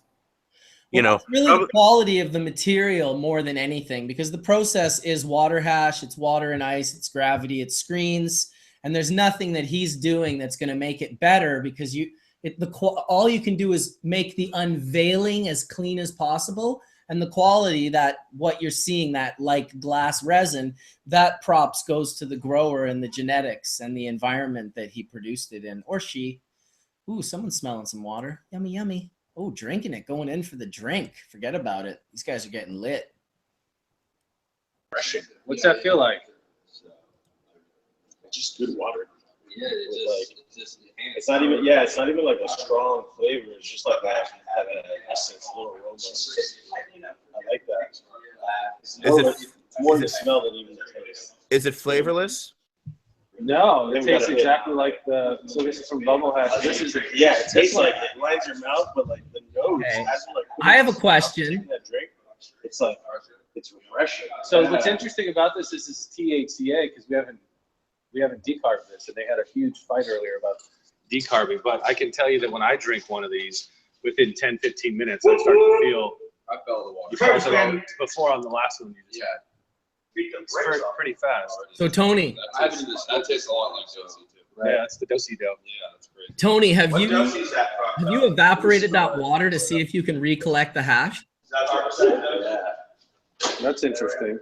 Tony, are you there? Can you hear me, No. sir? Yeah. Yeah. Can you hear I was me? about to say, can you? Yeah. What would happen if you dry it out now, or see what is actually in the leftover? Well, it should be what I put in it. Yeah, it should be exactly. It should be like what we started with. No, That'd as be a if great you, video, if you were time-lapse that to video. dry it, what would its activation be? What happened? I don't know, but what it says is a little different than a solubility thing, because it's the water soluble does. Let me turn this around again.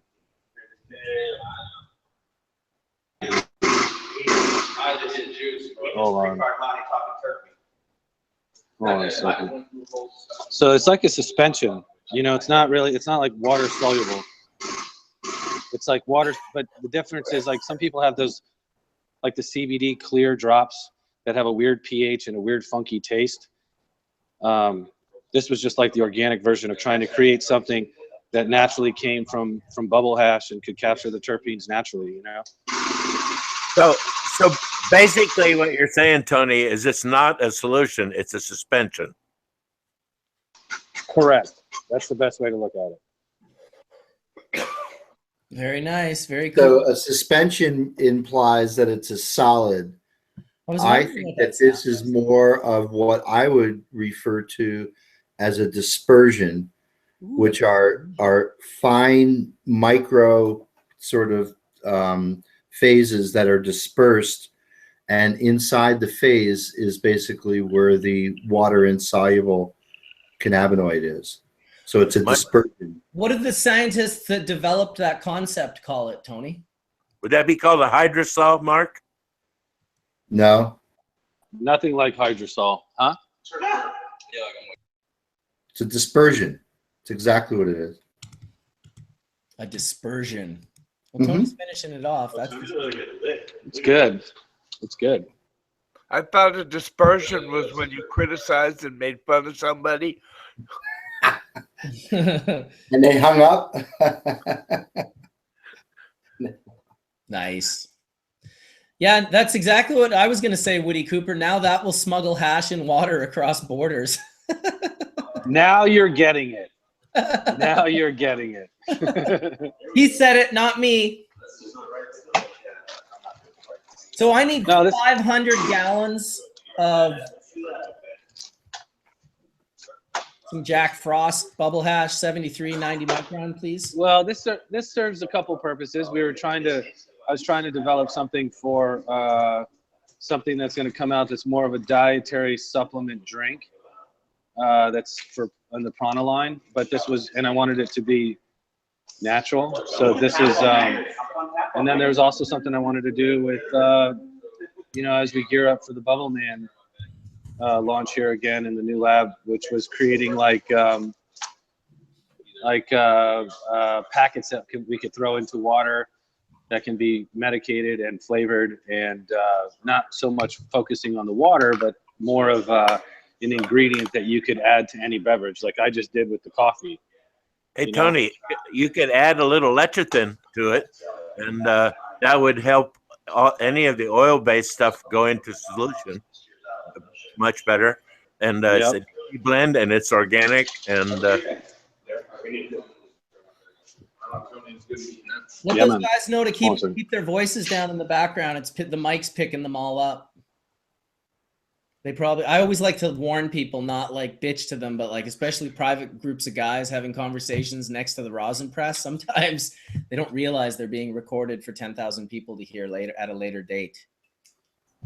Yeah, so some people are pointing this out in the chat, the difference between a dispersion and emulsion. So I could try to explain this on the chemistry side of things. So an emulsion is something like when you shake up oil and vinegar And when for the second that it creates sort of a continuous, sort of creamy one-layer material, the oil droplets are all dispersed throughout the continuous water phase, right? And eventually that settles out into an oil and a vinegar layer. So that is a emulsion that's not stable. A dispersion is basically just an emulsion that's stabilized because, like milk is a perfect example, or butter. Butter is probably a better example because butter is a oil in water immersion. But the thing is like in Tony's product there, you have a very hydrophobic molecule in the cannabinoids, and the cannabinoids don't like to be in water.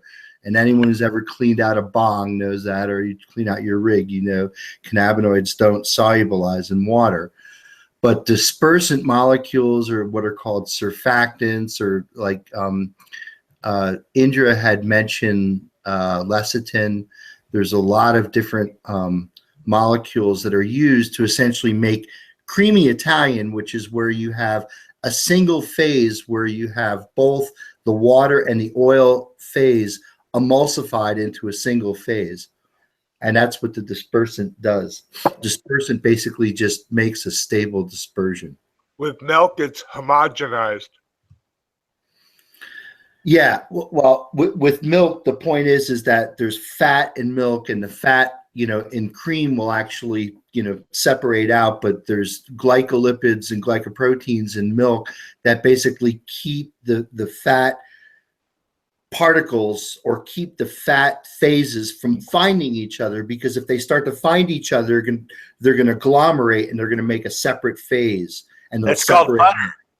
Yeah, exactly. Well, so the point is that the dispersants that are in there are keeping those cannabinoids from finding each other. Now, the interesting thing to ask Tony is, what's the stability of that? Like, if you were to take that and put that on a centrifuge, and now you put a centripetal force on those fluid layers, is that enough to actually drive a separation where you'd see the cannabinoids in one layer and the water layer elsewhere? So you could do that with milk, say on a centrifuge, and actually separate out the fat layer. But I guess go ahead, Mark. Well, all this talk of milk and butter and ice cream, I just want to call it what it is: baby calf growth hormone. Thank you. Okay. Which, if you want to grow massive man boobs, you should drink a lot of it, and otherwise leave it to the cows. I'm just trying to speak an analogy so the lay audience could understand what I'm thinking about, because they could relate it to a everyday common item that they see a lot. That's the only reason for making milk. But I love milk. It comes in the cutest containers, at least Mother's Milk does. Oh yeah, Mother's Milk I'm down with. I'm just not down with the bovine thing. I get it. Well, ink is another perfect example. Ink is also a dispersion. It's a dispersion of finely ground pigment particles. So the ink that's in all of our printers is basically a dispersion of a fine particle, and they have to stay fine or else they'll clog your inkjet. So they put dispersants and surfactants in there to basically keep those particles from finding each other, so they don't agglomerate and make a bigger particle and crash out. So the question around Tony's formulation there is, how stable would it be if you were to set that out for a week at a time? Would it still look the same? Would it be? Is it stable over a freeze thaw cycle? Like, if you were to freeze the water and then thaw it out again, would it still look the same? So, I mean, these are all kinds of questions that any formulator would look at and look to see how stable it is. That's the kind of stuff you end up putting in a opaque bottle or carton so that it doesn't display any of those tendencies. Yeah, I mean, I've seen cannabis products that say shake well, and that doesn't bode well for a soda, right? Cannabis soda that you have to shake well, then stand back because it's just going to spray all over the place. Well, I made a cannabis seed extract for one of the guys in the chat named Connor, and he brought over the Manitoba cannabis seed oil as a comparison, which as soon as I saw it come out on the plate and looked at it. I renamed it green slime, but he compared that next to the absolutely golden oil that I made for him, and wow, what a difference! You know, that Manitoba Harvest guys. How do they sell that green slime stuff, Mark?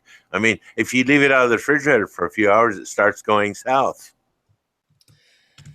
Yeah, they sell a lot of it. Yeah, I know. He brought it with him just for an example. And he also brought along a bag of crushed seeds. Nice. Which was I wonder if it could be fortified with vitamin E or some other naturally occurring antioxidants to help keep it from going south. You mean the green slime? Well, before it turns into green slime.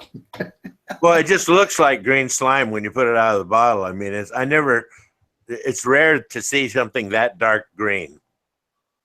Because I remember Mark was telling me about they have an extensive water treatment process where they bounce it off of a screen along with water in some kind of $1 million machine to absorb some of the chlorophyll out of it.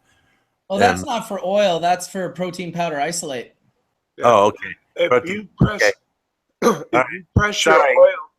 you press your oil out of shelled seed, then it'll come out a lot nicer color. But yeah, if you press it with the seed, of course you're getting color from the seed, amongst other things. Yeah, mostly tannins, right? From the seed, yeah. Yeah. Somebody just said skim milk looks green before they add chemicals to make it white again. I didn't know that. But anyway, you can't add chemicals to the Manitoba Harvest green stuff to make it lighter. It was green, and that's the end of that story. Speaking of green, holy shit. Yeah. My beer. Looks like some. We've got we're just preparing here. There's some cookies and cream greenhouse fresh frozen. So this was taken off the plant whole bud in 15 minutes and froze from greenhouse. So we're gonna see what some greenhouse fresh frozen does. You've cut. This is fresh frozen from cutting it down, Tony. From greenhouse, yeah. Yeah, let's open one up. So this is going to be the Bubble Man Gold Drop collab. This is actually from the indoor garden. Oh, this is indoor, even better. Yeah, we got to mix. Yeah. I was like, yeah, don't fuck with it too much. Let's see what it looks like. Looks like you still got it on the stick there. You took me literally. Yeah. They grab them quick, freeze them fast. Yeah, open that up over here. Hold on, take that. Yeah, and then drop that over here. So what are you going to do with it? Are you going to use what extraction What are method? we going to, don't touch, let me see here. Oh my God, look how fucking beautiful that is. Nice. All right, dude. Looks colorful. That's what we're talking about. Super purple, super frosty. What are you going to make out of it? What do you think I'm going to make out of it? I think you're going to make some bubble hash, maybe a little dry sift, some terpenes. Maybe some will go into prana. We're gonna make a shitload of full melt and rosin and basically some of those new non-solvent carts we were talking about. Nice. So yeah, he's got indoor and greenhouse, and this is like a lot of people don't know Gold Drop actually grows their own too. But for the last year or whatever, we've been doing like the Blue River Gold Drop carts and distillates and everything, and now we're going to be doing a Bubble Man Gold Drop collab. So we're going to be doing a whole bunch of non-solvent stuff from his grow. Beautiful. Looks really good. Looks pretty good. Let's see that greenhouse stuff. Yeah, that's really good. That'll work really well. Yeah, you know, it's only been 4 years in the making. Finally going to make some full melt. Let's see here.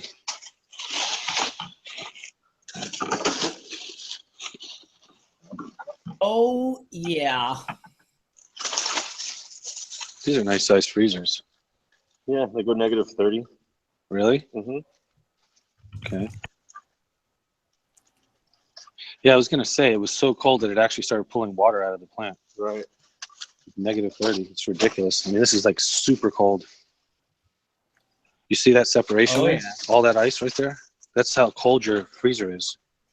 Okay. Nice to have the cold freezer. Yeah. Hey, Tony, do you ever sample that ice for terpene content? No, but that's a good idea. Let that melt out or something, you know? It's interesting. Yeah, I I'll already- be able to good wash idea. all that. Probably be milky if it's terpenes. Well, this is going to be good. I'm excited. Yes. You saw some images. You saw some images before that was. I did a little snips of some walk-in process freezer, and some of the machine setup. Yeah, it froze up at halfway through, but I did see you walk in and saw all the machines sitting there. It's hard to get good Yeah, I'm Wi-Fi excited. inside the walk-in. Yeah, that's an issue. I'm gonna have to run a special line in there, which I will do tomorrow, because we're making a digital Bubble Man cockpit. We'll just be your robots, bro. I Hey, can't Tony, wait. what's the temperature of your freezer there? What's the temp of your freezer here? -40. No way. These are. -30. Sorry. It's -30. Thank you. That's cold. Just in case. Yeah, let's see here. Hold on. Yeah, I mean, the thing with the water, when you're asking about the water, why I have all that different water situation is because the ice and the water, so this is at -20. The ice in the water is controlled, and then all of the water is kept in also in the walk-in frostless. So it's not a walk-in freezer. It's a special design room that actually doesn't create frost. See how you have all the frost on the side of here? The walk-in that I have that I kind of glimpsed in has no frost, so it's good for you keep your water in there, you wash in there, you dry in there. Is that been trimmed in any way, or is that just whole plant? No, whole plant cut down, fresh sugar leaf and frozen. everything. I mean, every fan leaf and everything. Yep. Really? Wow. It's got sugar leaf. Yeah, well, not the big fan leaves. They took some of the big fan leaves down, but anything that I said had trichomes on it, I want it. So there's going to be a lot of water content in that, as opposed to something that was trimmed and frozen. Some of them are. Yeah, I don't like anything trimmed. Just because it's like anytime hands touch, anytime hands touch the plant or the resin, it's just kind of like imagine we were trying to collect grapes, you know, in their perfect form, and I don't want to like have fingers all over them and pop them and all that stuff. So no, I hear you. I think that's a smart move. Anything that's got trichomes, you want to put through your processing, but you're balancing that with bringing a lot of water content through this freezing process, right? Yep. So everything's going to keep this. So this material stays cold. Then it goes in directly into the. It'll go into the room and the washers, and all the water. Everything's been balanced and UV'd and sterilized, and the ice as well. So the melt time, just to give you an idea, it was kind of interesting. We ran some ice through it, and then we literally emptied it, put it in the sink, and ran hot water over it, and it like took hours for it to melt down. So the melt time on the cubes that we're using and the type of water is extremely hard, which for those that want to agitate, I think it's going to help us on our runs. I think we'll be able to get the resin off the plant faster. And I got some other little tricks for not using like paper towels or anything for basically putting the patties in a form that's on a drying screen that's suspended on a rack that will allow the water to kind of drip down while inside the walk-in. So it'll get like a lot of the water out very quickly. The real trick at that point, Tony, will be making sure the amount of water you get out is the perfect amount, the sweet spot that allows you to sieve really nicely. And if it's so cold, you'll be able to get a lot of the water out. And if not so cold, you have to leave a lot more of that water in there. Oh yeah, so that's the idea of the walk-in. So that's really the key, is you want to get the water out as fast as possible. You know, Turn your and phone like exactly sideways. what you just said. Yeah, sideways will give us the full screen. Yeah, so it's a good start. Yeah. It's a Looking good start, forward brother. to washing. Yeah, you'll be washing digitally. I know it's going to be the digital I'll be- washing. I can't wait. I'm going to be in the walk-in on an iPad. Yeah, the 2 times I tried to do it, I'm like, hop, hop, hop. And then you just like completely freeze up as soon as the door closes every time. So I'm gonna have to run a special wire, cat fire direct into there. Into the walk-in, the frostless walk-in with the cat fire.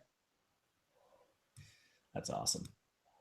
800 people watching. Got a schwack load in the chat. They've been talking all morning long. I guess we've been at it almost 3 hours, 2 hours and 35 minutes. Probably call it a day today at noon. So we got 25 more minutes to cover whatever we need to cover. And then I'm going to head down to the University of British Columbia, UBC, on my motorcycle and go see if I can't catch Martin Lee speak about CBD.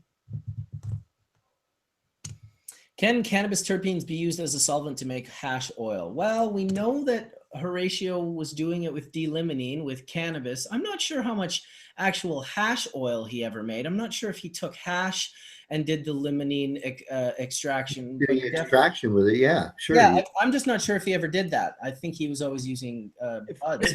If you had enough of it, of course. Yeah, well, no, I know you could. I just don't know if he ever did. No, I understand that. Because they called it hash oil. So I'm always like, to me, hash oil is something that you made oil with using hash as a starting material.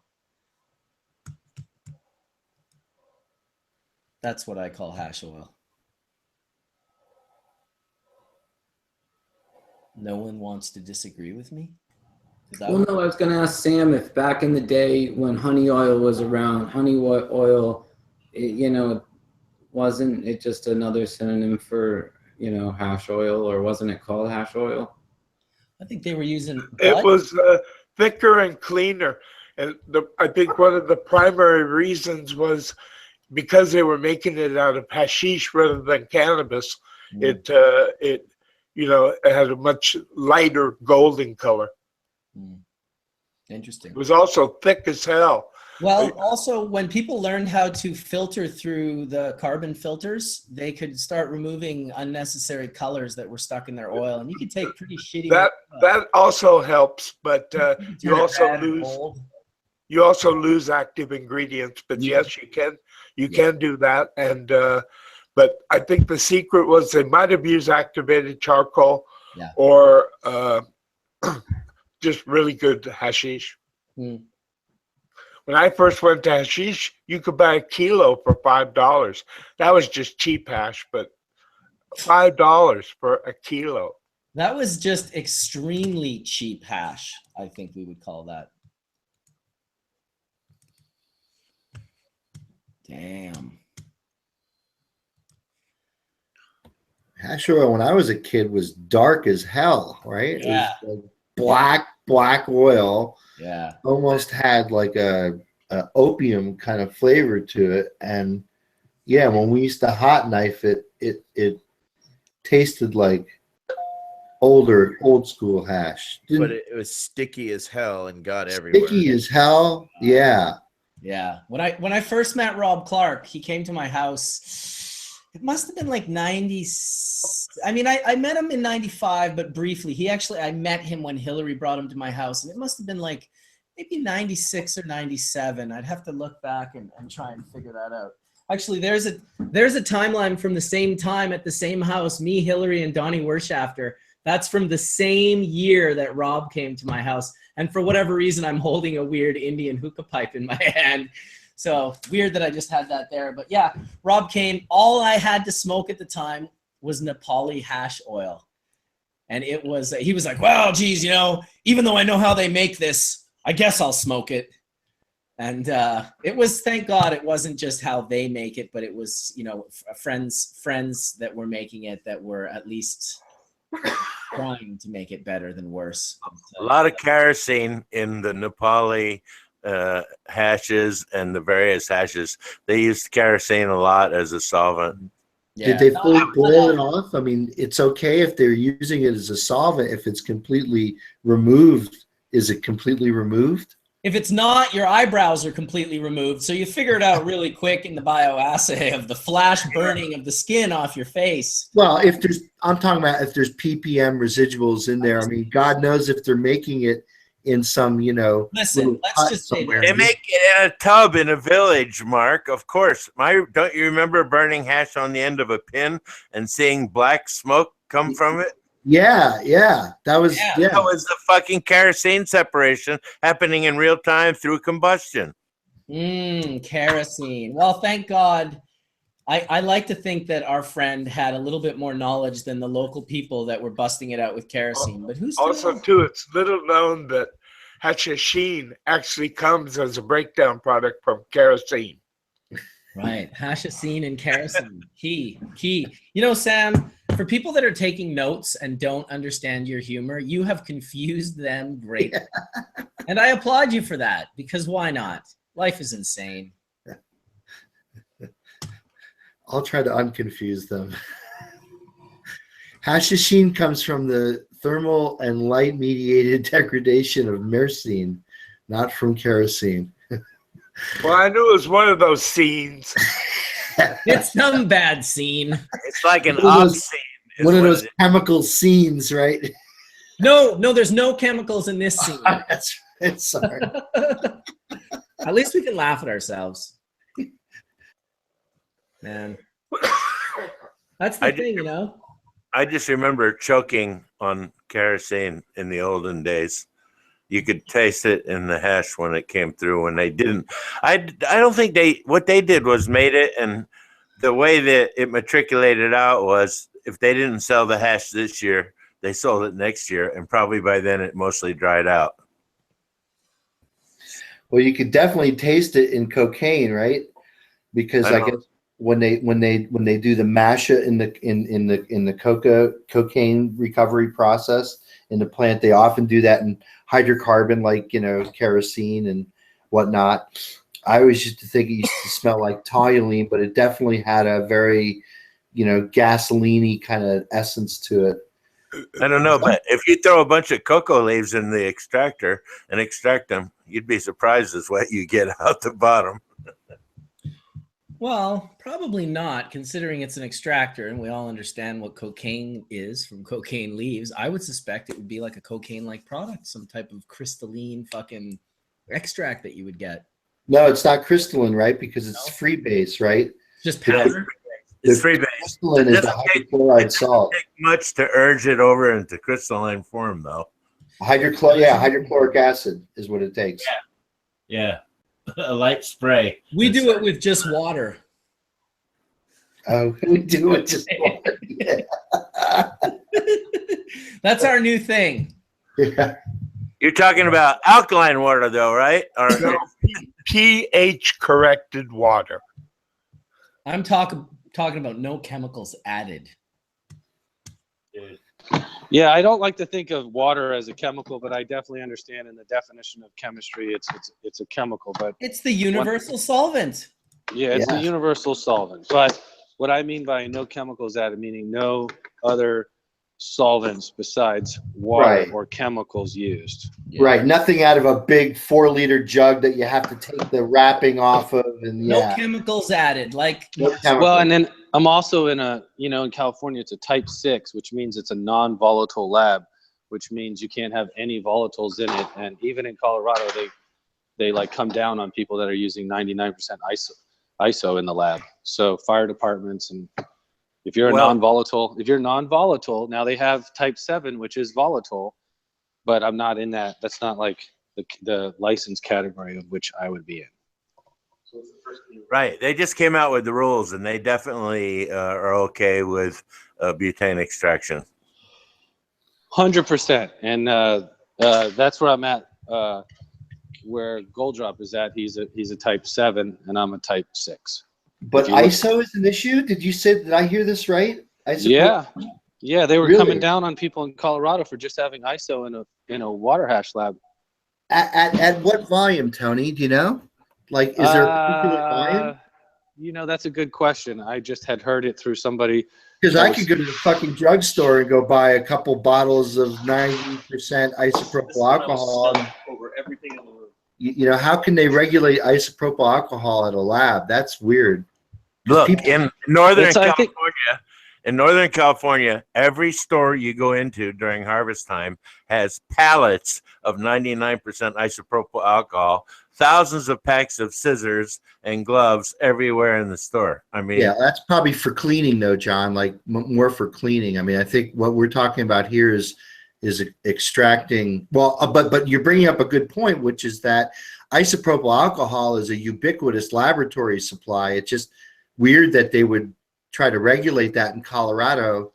That's what I heard. I don't know the validity, but it was somebody that was still washing in Colorado, and he said that he's like, yeah, we had I don't know, it was the fire department or somebody was giving him shit, but you know, they're always looking for something in.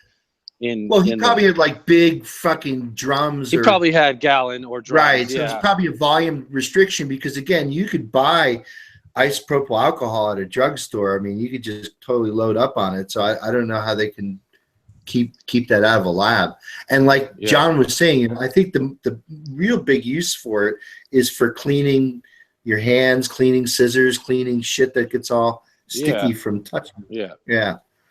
well, there's a bunch of people who, like at a big grow, they started noticing that at the end of the day, after you've cleaned 50 pairs of scissors, that there's something in the bottom of the alcohol jar that looks yellow and golden. And when they dried it out, wow. Well, I would just take a little bit of alcohol on the end of a towel or a wipe and then just wipe off my hands and throw it in the trash. I mean, I'm just saying that when you're handling shit all the time in the lab, you need some way of, you know, defuncifying or, you know, when you have that sticky shit everywhere. Isopropyl alcohol is a safe, you know, common solvent that's used to de-stickify all your shit, right? Yeah, but as somebody just pointed out in the chat, if you use isopropyl alcohol to clean your stuff and your equipment, you're no longer solventless.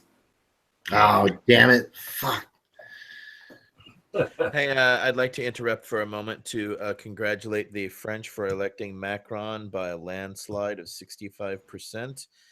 He's also pro-cannabis, so hopefully we'll see some change in France. Le Pen got her ass handed to her. So. He was pro-cannabis before the election. Let's see what he is now. He's just released the statement. I'll read it now. I'm going to be going after all cannabis users harder than France ever has in the history of France. I'm just joking, but fucked if it doesn't happen like that too often. Sacre bleu. Well, listen to our president. I don't know if you guys talked about that, but Congress said, okay, you're going to get zero money to go after the war on drugs as far as states that have passed cannabis laws, especially medical. Todd mentioned that. Yep. Oh yeah, and then he comes out. He ran on states' rights, hands off, all this shit. Then he says, "Well, we're going to figure out how to raise the money anyway because we still want to go after it." It's like, listen to the people. You know, the people have voted. The people have spoken in each state. It's like that is your job. You don't get to just, you know, like imagine if Trump was like the judge of a cannabis competition and he didn't like the top 10. He'd just be like, well, you know, I'm just going to change it around. It's like, he'd be saying fake buds. Fake straight. Damn it. Fake terms, fake buds. Yeah. Yep. No, exactly. Flippity floppity, as Guild Extract says in the chat. They flip, they flop. It's like a fish out of water. They just can't help themselves. But hopefully I think, though, in all honesty, greed is going to do them all in because the numbers coming out of all these legal states make them all droll. And that's the reality. I mean, if they tax us, they'll make way more money off us than they ever did policing us, locking us up, and fucking jacking us for our stuff. They just don't know how consistent our puffing is. No, our consistent puffing has made it to the point where we outnumber. I mean, coal jobs, we outnumber 2 to 1 in the cannabis industry now. So the great American coal industry that used to be so touted for its numbers is now pales in comparison to what the cannabis producers are starting to do. And this is just with the current, with other regulations coming on board. It's just in other states coming on board. It's going to be one of the largest growing, and it already is one of the largest growing industries in the United States and in North America. So that trend is not going to stop now. Well, the thing to pay attention to is the approval rate is 72, which means we've only got 28% more to go, and we'll be over the fucking hump. You know, it'll be 100%. Let's go for it. So somehow we've got to get to that last 28% because buried deep within that group are a bunch of regulators and assholes who, you know, who don't smoke. They smoke Cools, Salems, and cigars. They drink whiskey, you know, so they don't want to hear about it. And they probably have money in the whiskey and pharmaceutical index. And so they don't want to hear about it doubly. The pharmaceutical people put a lot of money towards short stringing us on all of this. And they really downplay the stories where people got off of this or got off of that by using cannabis. The pharmaceutical industry is actually starting to put out ads trying to reverse that trend. And they're giving money to people who make ads to come up with that kind of stuff. They're trying to get back to the point in time where they showed a frying pan, popped an egg in it, and said, "This is drugs. This is your brain on drugs." Any questions?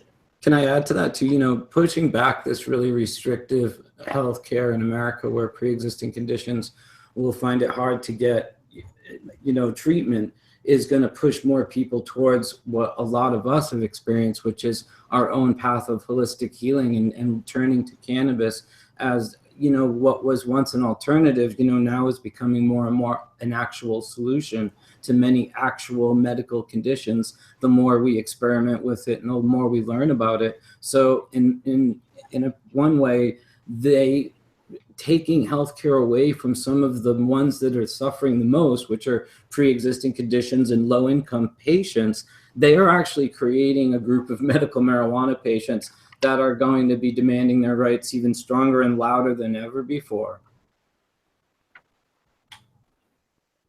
Let's hope. France has definitely been one of those countries that have been pushed down in regards to the sort of fascist way they've looked at cannabis. It's I couldn't believe the first time I went there in the 80s, and it was like you could not have even then a little cannabis pin. So goes France, so goes Europe. You know, that's the reality. So if you start to see that, you'll see a ripple without a doubt. No, so hopefully, I mean, he's what, the youngest prime minister of France? Mm-hmm.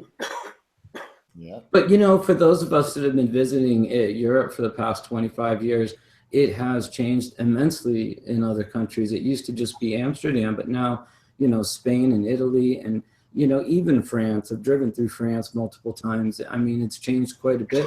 Germany has medical cannabis. Yeah, Germany is a great example. I mean, absolutely true, you know. Although I remember when somebody got chased out of the hemp biofach for displaying hemp plants at the hemp symposium. So they were freaking out back in 1995, trying to figure out what they were going to allow and what they were, you know. Who's afraid of a flower was really the funniest conversation of that whole, I'd say, expo. Well, that's the potency of propaganda. And it can be done to an idea or to something as simple as a flower.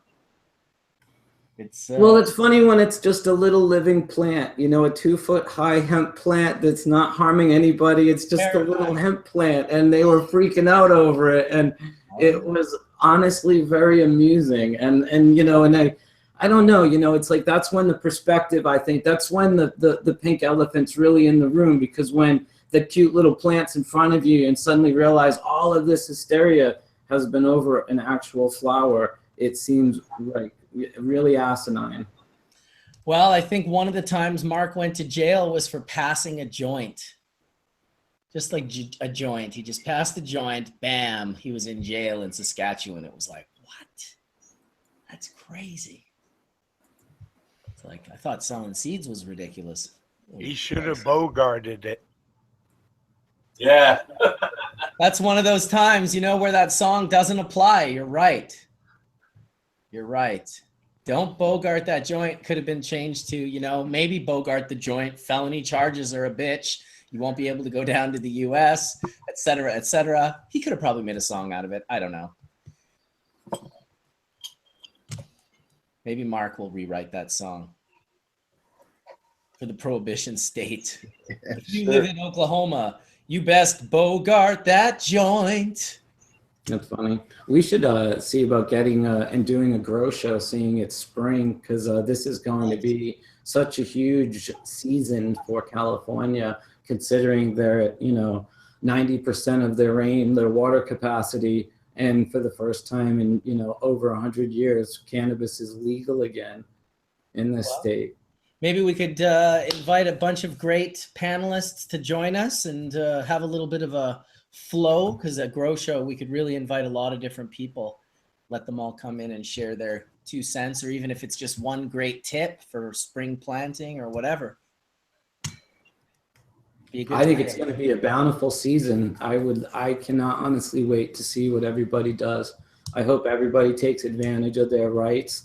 And even if you're not growing commercially, grow some cannabis just for the fun of it. Just, for the sake of having a plant on your patio in the name of freedom, just plant a seed. Do it. You can grow, remember, you can grow 6 per adult, and you can gift up to an ounce. Right. Grow it and give it away. There you go. Plant your seeds, everybody. Plant your seeds. Well, listen, I do thank everyone for showing up today for Hash Church. I'm going to head off to the university here and check out a few speakers. Plus, I speak today. Holy shit, I almost forgot about that. I do a little extraction panel with a couple other people. I think Allison Drazen is actually moderating it. If I do, maybe I'm wrong. I can't remember. Either way, thanks everyone for coming out for Hash Church 137. All of those that have been watching, and of course, Etienne, Skunkman, Sam, Indra, Dr. Mark Scaldone, Todd McCormick, D420K, who came and left, Tony Verzura for sharing a little bit of the lab with us, and anyone else that I may have forgotten that was in earlier that left. I can't remember. Todd, no hard feelings. I didn't mean anything bad by that. I just get lit up sometimes. None taken. I'm fine. All good, John. Part of the discourse. Sweet of you to say. I hope you all have a great weekend too. I enjoy doing the panel with you. Even if I don't always agree or if I'm laughing, I still have a great time intellectually. I agree with you. I agree with you, Todd. I think it's real suspicious Indra has a vacuum oven. How dare he? You guys are fucking awesome. Cheers and love, guys. Out, everybody. Oh, you should see my molecular still. You say that to all the girls. You should see my molecular stilts. Peace out, Tony.